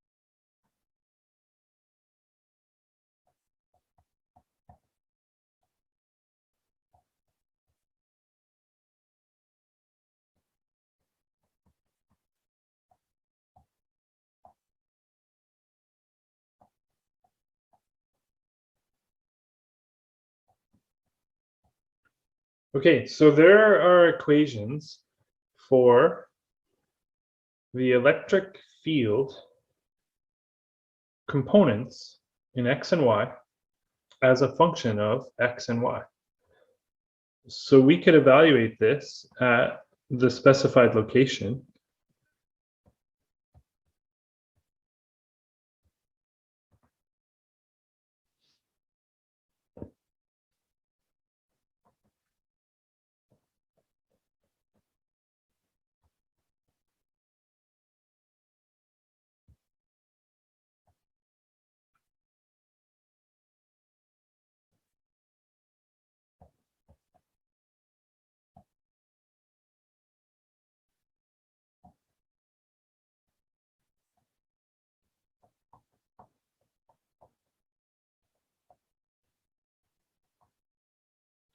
And we get 300, 400. In other words, these are the components of the electric field vector. That could be in units of volts per meter or newtons per coulomb, whatever you like. They're the same unit. So there's the electric field vector at that point in space, and we want to calculate the magnitude of that electric field vector. And so that's the square root of 300 squared plus 400 squared. And that's 500 volts per meter. And so the correct answer there is D. This type of question shows up pretty much every year on the final exam. And hopefully you look on this as easy marks to harvest from your exam. The relationship between electric field and electric potential. If you're given a potential function, take its gradient and you can calculate the electric field vector components, and you can solve either for the electric field vector itself or for its magnitude. There's a question, where did that x squared come from? We're taking the derivative in the very top line of algebra here on the screen. We're taking the derivative with respect to x, right? So the derivative of 3 over x is minus 3 over x squared. And similarly, in the second line, we're taking the derivative with respect to y. So the derivative of 1 over y is minus 1 over y squared. All right, let's go to page 114 in your booklet now. Next page. And there's some room there to look at multiple choice question 18. And I think there's a typo here. I think this might be on page 10 of your exam package, but it's actually on the same part of the exam package. Let's just flip back to your exam package. We're looking for multiple choice question 18, which is right at the bottom of page 9 here. Okay.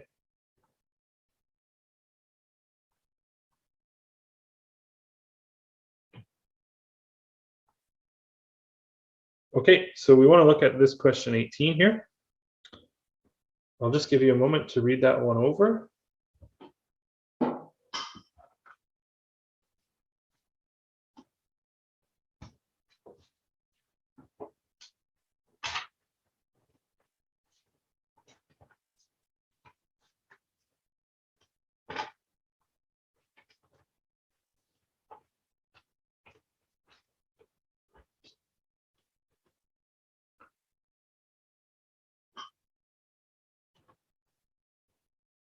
Okay, so we've got a small sphere with a mass, 10 grams, carrying a charge 5 microcoulombs. It's at the center of this ring. And the ring carries uniformly distributed charge, 15 microcoulombs. So we know the total charge on this ring. Now the sphere is given a very slight push so that it moves along the x-axis as shown. And the question is, how fast will that sphere be moving when it's a very large distance from the ring? And notice all the answers are given in units of meters per second.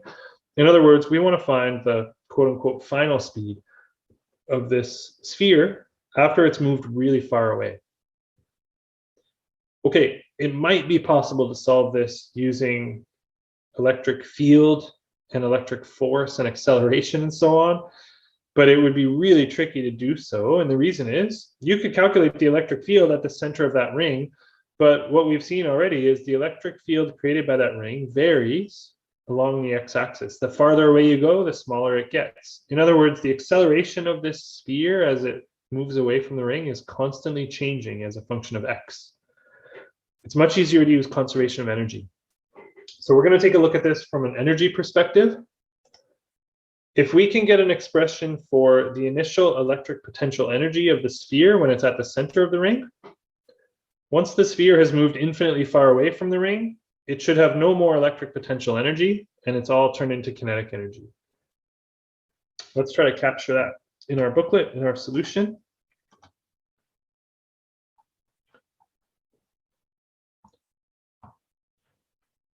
So we're going to look at this from the point of view of conservation of electric energy. In other words, all the initial potential plus kinetic energy equals all the final potential plus kinetic energy. And in terms of electric potential energy is Q times electric potential.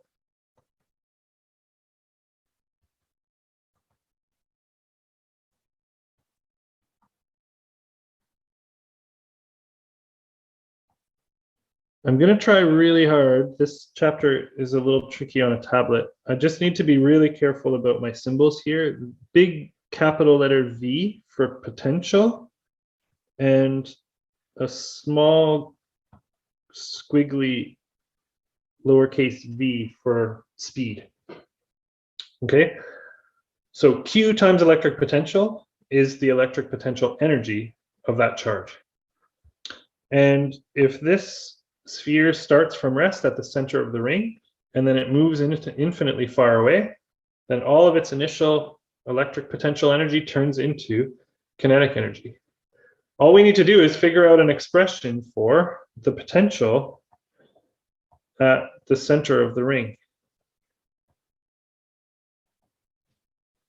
How do we get an expression for that?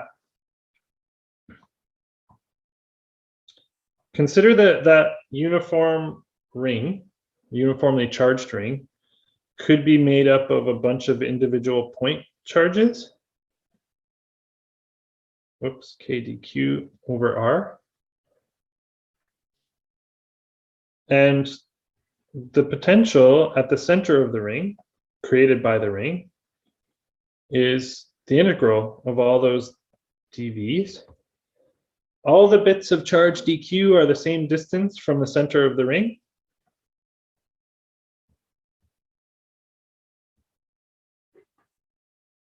And what happens if you add up all the charge on the ring? What's the integral of dq?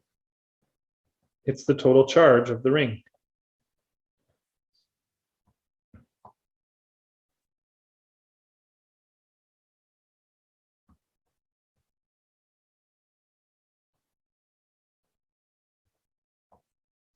All the bits of charge that make up the ring are the same distance r from the center of the ring.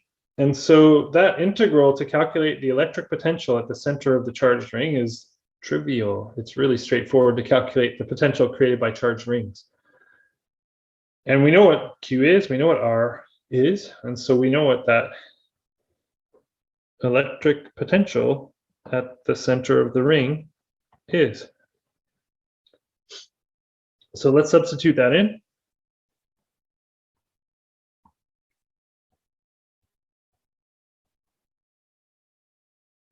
And we want to rearrange to solve for the speed of this charge when it's really far away. So that should be the square root of 2qvi over m, which is, and vi is kq over r.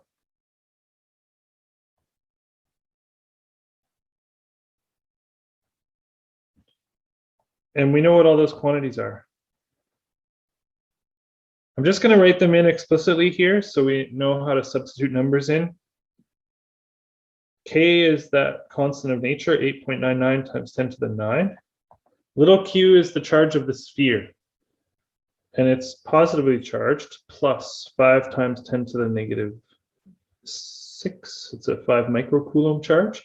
Big Q is the total charge on the ring. That's plus 15 times 10 to the negative 6. The radius of the ring was given, and the mass of the spherical charge. Just be careful because that was given in units of grams, right? So that's 10 to the negative 3 kilograms. And once you calculate all that out, you get 33.5 meters per second. Okay, I just want to zoom out from this for a sec and just highlight a few things. First of all, we use the conservation of energy principle to figure out how all the initial electric potential energy stored by having a ring with another charge at its center turned into kinetic energy of that point charge when it was released and sent really far away. Notice in the wording of the question, they said the charge is given a little push in the x direction. What would happen if you didn't push that charge? Where would it go? If you have a uniformly charged ring and you put a positive point charge at the center of it, that positive point charge is equally repelled by all parts of that ring. And so if it's undisturbed, it should just stay there at the center of the ring. And it's only if you displace it from that unstable equilibrium that it will accelerate. Another way of thinking about that, the electric potential at the center of the ring, K big Q over R, is big. If you get infinitely far away from the center of the ring, the electric potential is 0. In other words, that sphere, that point charge, is at the top of a very steep hill. And if you displace it from that equilibrium, it's going to roll down, it's going to lose potential energy and gain kinetic energy. One other thing to point out here, we substituted in explicitly the signs of the charges involved. And we have to do that for everything involving electric potential or potential energy, because as we saw with that mesh grid plot, right, negative point charges create negative potentials around them. There is such a thing as negative potential energy when it comes to electricity. Okay, that just highlights one more thing. This concept of using conservation of energy and solving for the square root of some quantity to get a final speed. This comes up a lot. This pattern comes up a lot. And you can always double check that you've set things up correctly, because you know that when you take the square root of something, everything underneath that square root sign has to be a net positive quantity. That's the only way for that square root to evaluate to a real result.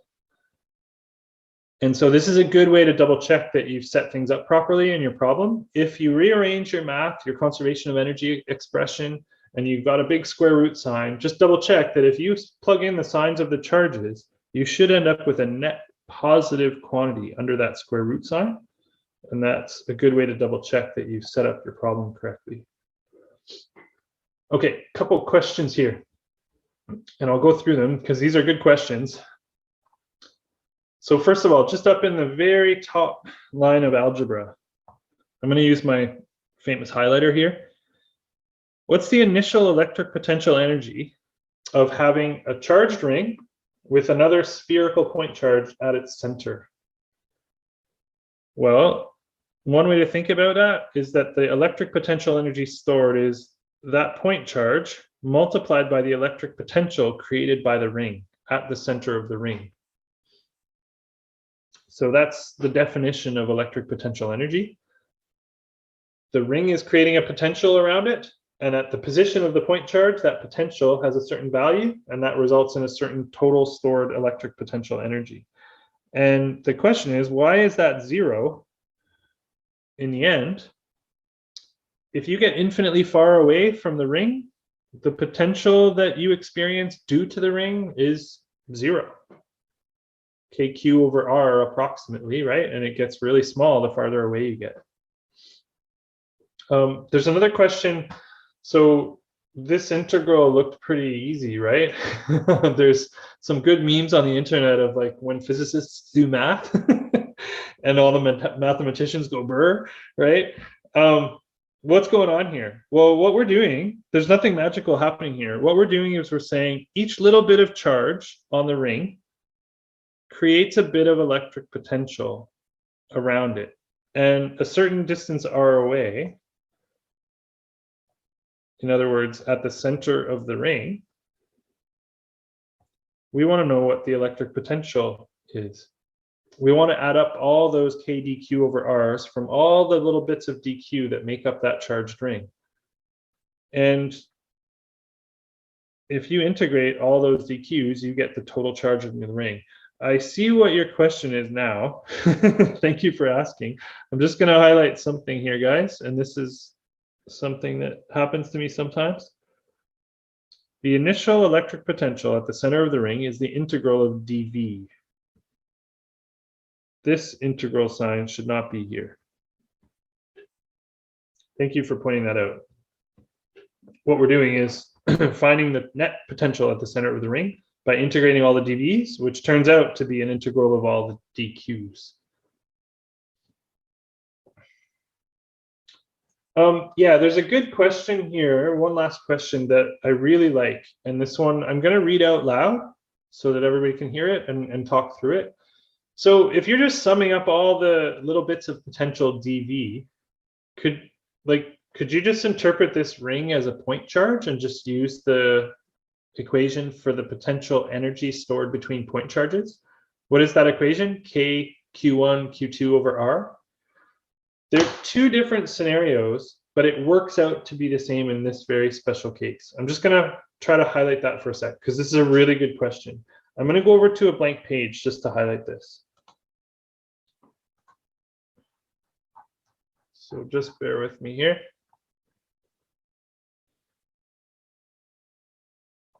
So let's call it case one. This is a ring and a point charge. So what do we have here? We've got a charged ring, and we happened to put a point charge at the center of that ring. And what we found was that the potential at the center of the ring was K big Q over R, where R is the radius of the ring. And that was a bit of a coincidence. All the bits of charge that make up that charged ring are the same distance R from the center of the ring, kind of by definition, right? It's the radius of the ring.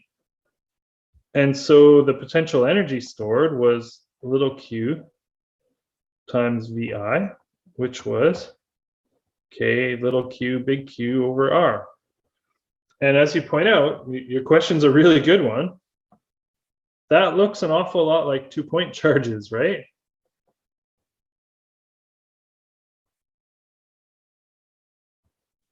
If you had 2-point charges, Q1 and Q2, the potential energy stored between them is K Q1 Q2 over R. So what's the difference between these two scenarios? Here's the difference. In case 1, where we're talking about the ring, all the bits of charge on the ring are the same distance R from the center of the ring where the other charge, little q, is. But consider what would happen if that little q was not at the center of the ring, right? The potential at the center of the ring is still K big Q over R.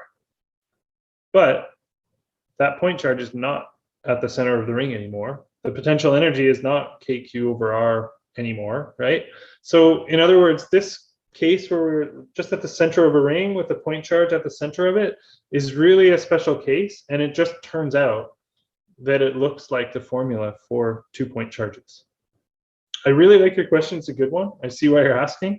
I guess if you really, really wanted to, you could memorize this as a special case, but I'd rather you just know how to calculate the potential of a charged ring at some specified location.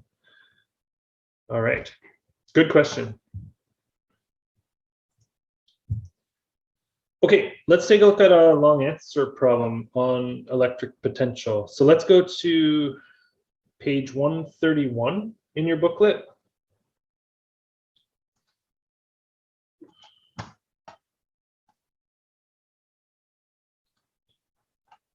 And once you get to page 131, you'll find there's some room there to look at the long answer problem from page 49 in your exam package. And I'm going to give you guys a minute to flip over there and find it. We're on page 131 and page 49.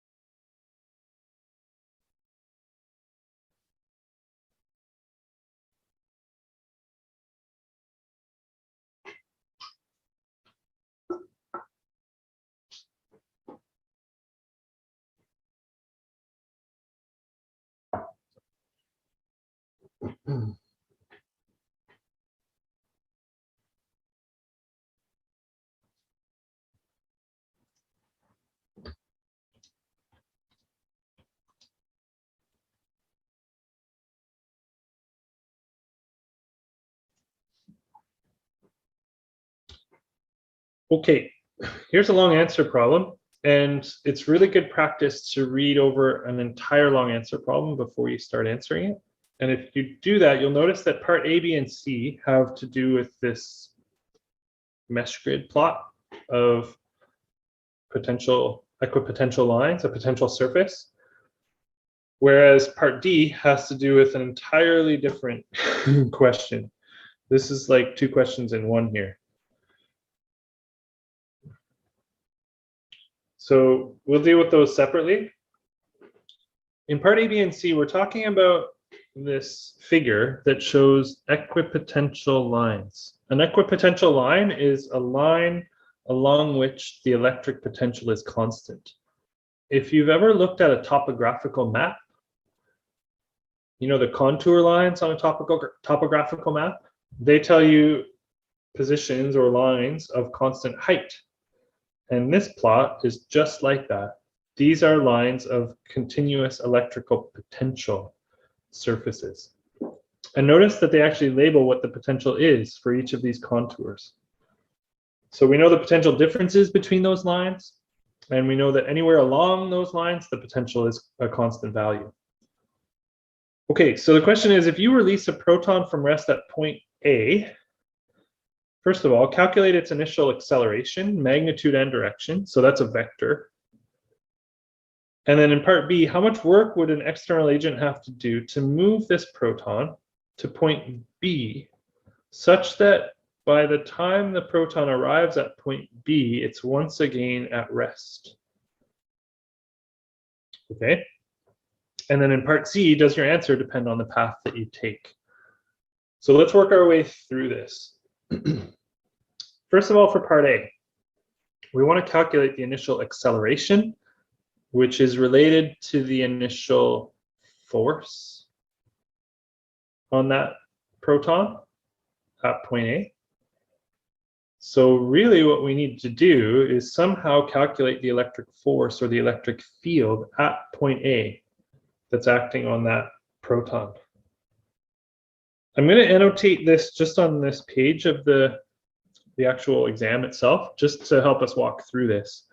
Remember that the electric field is the gradient of the electric potential.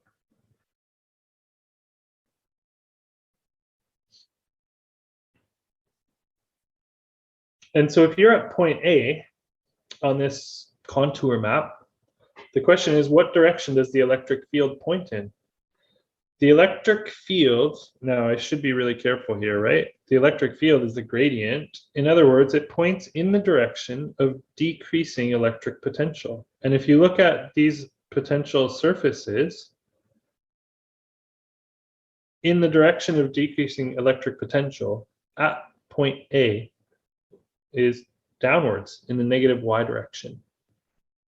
Hopefully you can see that from the plot.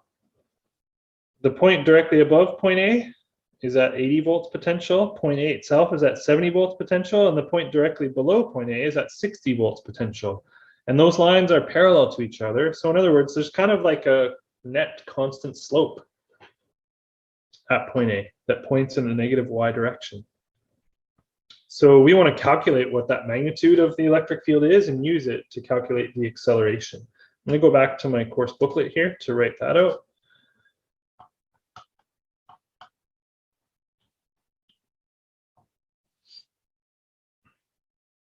So the magnitude of that electric field should be related to the change in potential, or the slope of that potential in the y direction at point A. And judging from our plot, that's 80 volts minus 60 volts divided by the 16 centimeters between those 2 points on the plot, which is 125 volts per meter. And that's in the downwards direction, or I guess we really should call that the minus j hat direction.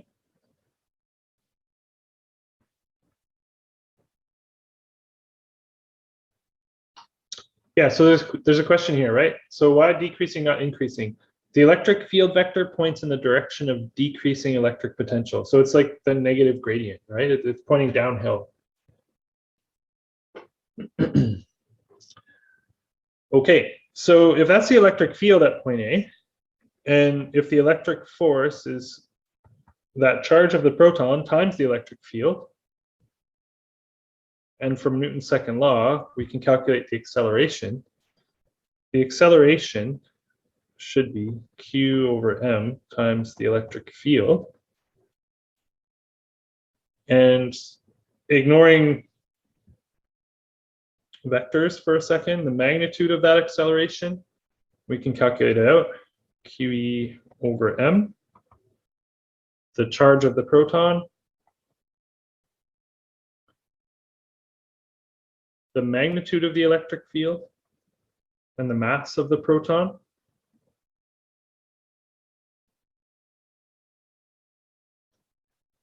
The magnitude of that acceleration is 1.2 times 10 to the 10 meters per second squared, and the direction of that is down, or if you want, the minus j hat direction. And you might want to double check your math there, right, to make sure. That's a big acceleration, right? 10 to the 10 meters per second squared. But look at the quantities involved, right? We've got 125 volts per meter as the local slope on that contour plot of potential surface that we were given. And we've got 10 to the negative 19 for charge, 10 to the negative 27 for mass. In other words, the electric force is really strong, and small things like protons and electrons undergo huge accelerations as a result. All right, that's our answer for the first part. There's a good question here. Why are we using 80 minus 60 instead of 70 minus 50? I'll just flip back to the diagram in the question to help answer that. You could kind of use whichever set of numbers you want, right? I guess the main thing to highlight, if you just focus on those three highlighted contour lines, the contour lines are parallel near point A, and the slope in the direction of decreasing potential is downwards. And so really the question becomes, like, how do you calculate the slope at point A from the information that's given, right? And one way to think about that is that point A is on the 70 volt contour, and on either side of it, the same distance away from it, there's an 80 volt contour and a 60 volt contour. So maybe it makes sense to kind of average those two to get the local slope at the 70 volt point. One way to think about this is like the pointwise derivative among three continuous points that are separated by the same distance, right? I probably wouldn't use 70 and 50 here, partly because you'll probably get a slightly different answer, right? Notice that the 50 volt contour is further away. And notice that it's also kind of starting to bend away. Like the 50 volt contour is not perfectly parallel to the 70 volt contour. Maybe you can visualize that. It's kind of hard to describe, but those contour lines look most parallel between the 60, 70, 80 contours. This is a really good question, and I'm glad you asked. And this really helps us get that intuition for the idea that, like, we're talking about changes in potential. Really, we're talking about like changes in the height of a hill and the corresponding changes in potential energy. Yeah, your question, Joseph, is a good one, right? Like, how do we calculate the slope is really what this boils down to, right? And in a way, what we're doing is just saying, like, how do I get the local slope at point A on that 70 volt contour, given the information in that diagram? That's really what we're trying to do. And here's a question. Well, what about the change in the x direction? Do we have to consider that at all? Another way of asking that, I'm just going to kind of paraphrase your question. The electric field vector points in the direction of decreasing potential. Is the potential decreasing at all in the x direction from this plot? One way to think about that is that these contour lines at point A are essentially horizontal. You see what I mean? So again, think about this equipotential plot almost like a contour plot on a map, right? If you follow that contour of continuous potential, of equipotential, you're not changing height at all. And so the gravitational field's not changing, and the correspondingly here, the electric field's not changing. Hopefully that answers your question. Another way to answer it is just purely mathematically. What's the slope of that equipotential line, that second 70-volt equipotential line in the x direction? Or maybe what's the x component of the slope of that 70-volt potential line at point A? It's 0. It's a good question. I'm glad you asked. These are really good questions, guys, because we're getting a really, I hope, a good and intuitive feel for what's happening with these contour plots. Okay, so we figured out part A. We figured out the electric field at point A and the corresponding acceleration. In part B, we want to calculate the work done by an external agent on the proton required to get the proton from point A to point B in such a way that when the proton arrives there, it's again at rest. Let's take a look at the math behind that. We're going to go back in our course booklet here.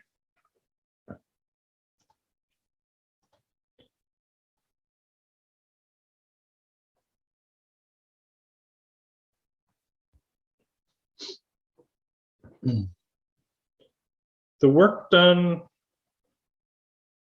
on the proton is minus the change in potential energy of the proton. The work done by the external force is the change in potential energy of the proton. Do you see what I mean by the distinction there? The work done on the proton or the work done by the agent, right? So that work done, that change in potential energy is the electric potential energy at point B minus the electric potential energy at point A,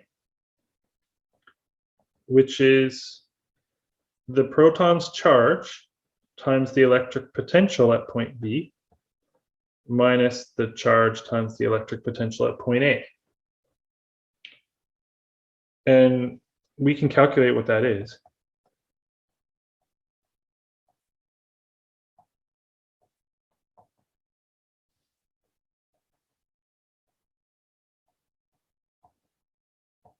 The electric potential at point B, if you look at it, point B is on the 50-volt potential line.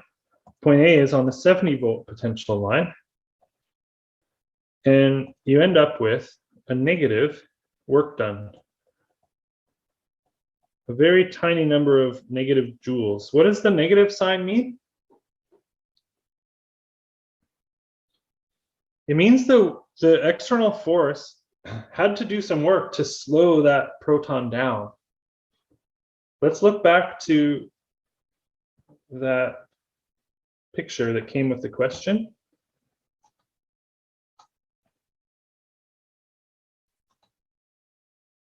And I'm just going to mark this up in a slightly different way. Okay. Point B is on a 50-volt potential line, and point A is on a 70-volt potential line. And even though the acceleration at point A was downwards, if we were just to release that proton, it's downwards. If we want to move that proton and get it to end up over here and be at rest when it gets there, imagine rolling a ball down a hill but making sure that it stops when it gets to the bottom of that hill. You have to do some work. You have to put work into that system, right?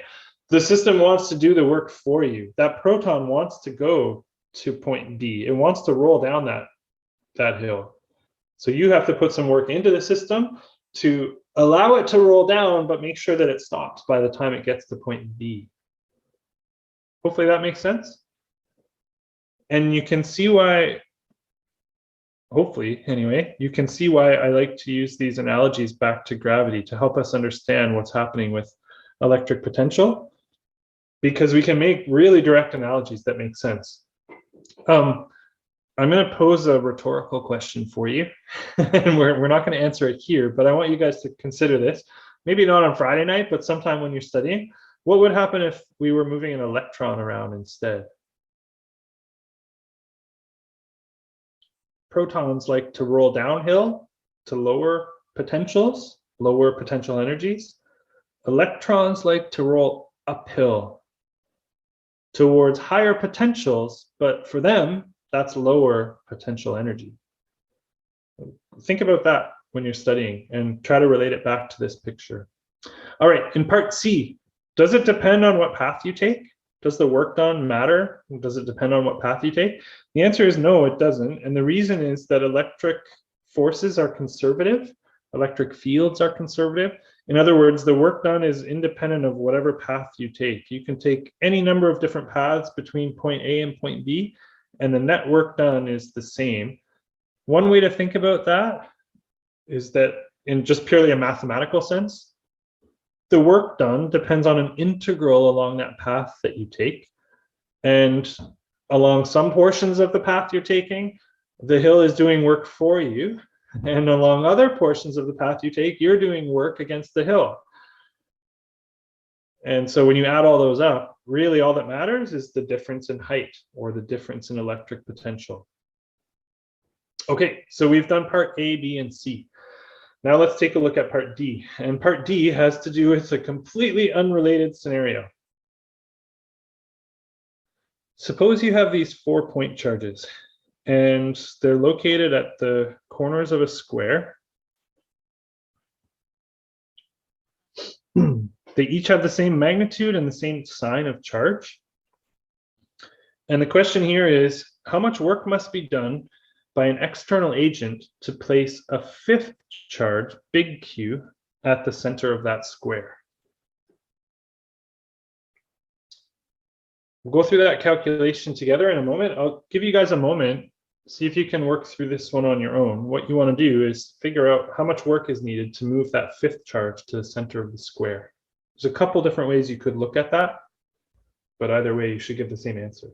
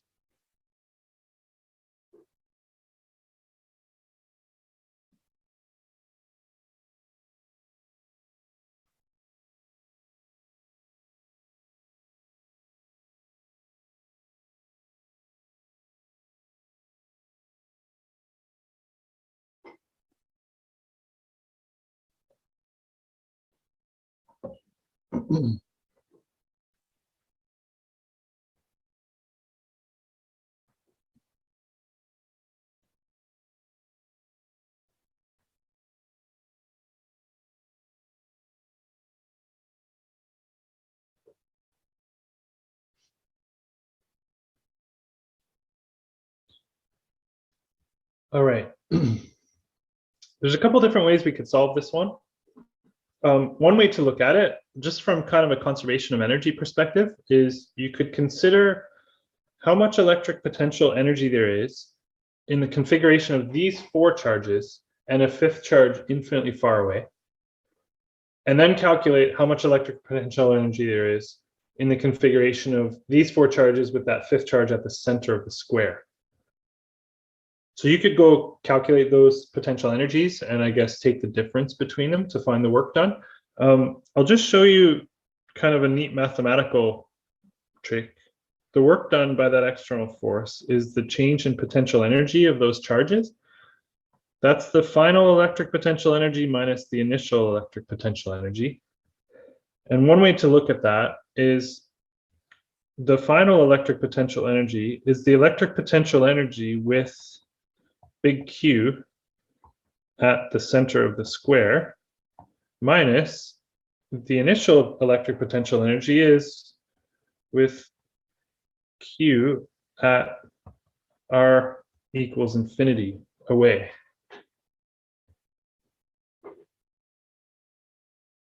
What's different about this than the first way that I talked about?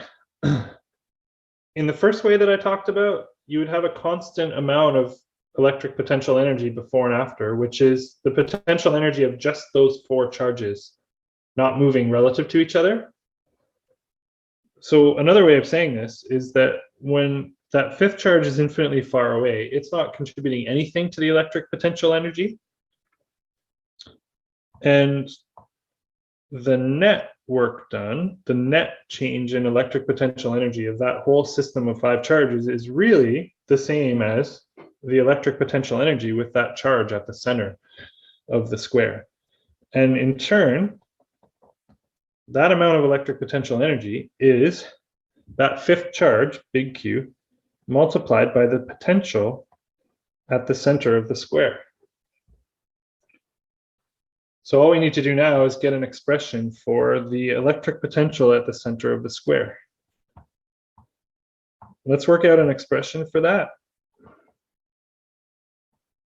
It's the sum of all the k little q over r's to the center of the square, right? We're adding up all the kq over r's from all the four charges at the corners of that square. And what is that?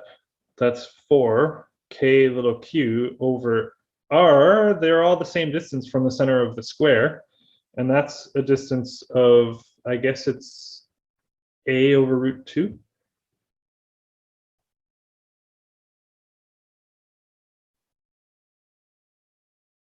And just rearranging that, that's 4 root 2 k little q over a. And so the work done by that external force, if we just sub back into our earlier expression, is big Q times that result.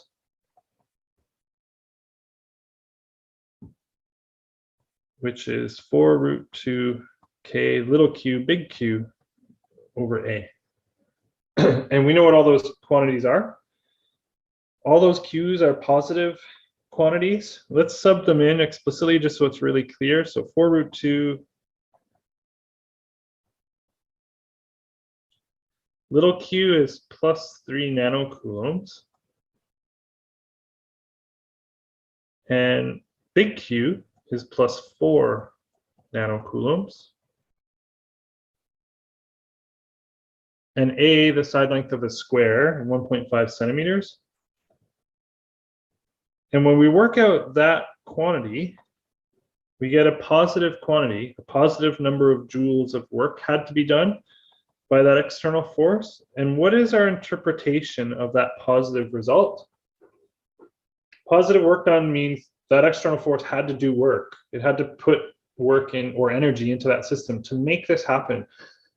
Consider that initially you have 4 little q's at the corners of a square and somehow they're being held in place, right? So there's a certain electric potential energy stored. Another way of saying that is that the potential at the center of the square is a positive quantity, right?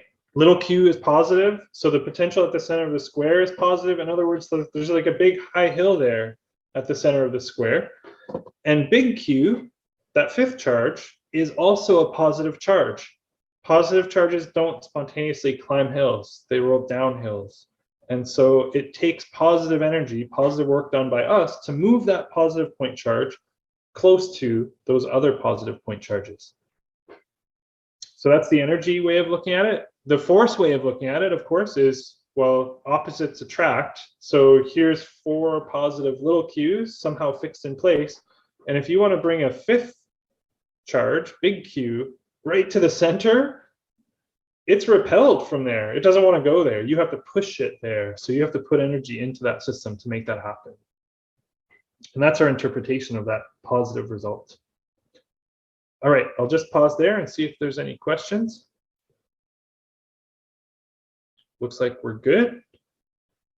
Okay, guys, just shortly after 9:30 here, more or less on time. We're gonna call it a night for now, and I'll see you guys tomorrow at noon, same time, same Zoom link, and we're gonna continue working through our review of electric potential circuits, and tomorrow we're gonna get into magnetism, and we're gonna spend basically half of our overall time with the prep session on magnetism.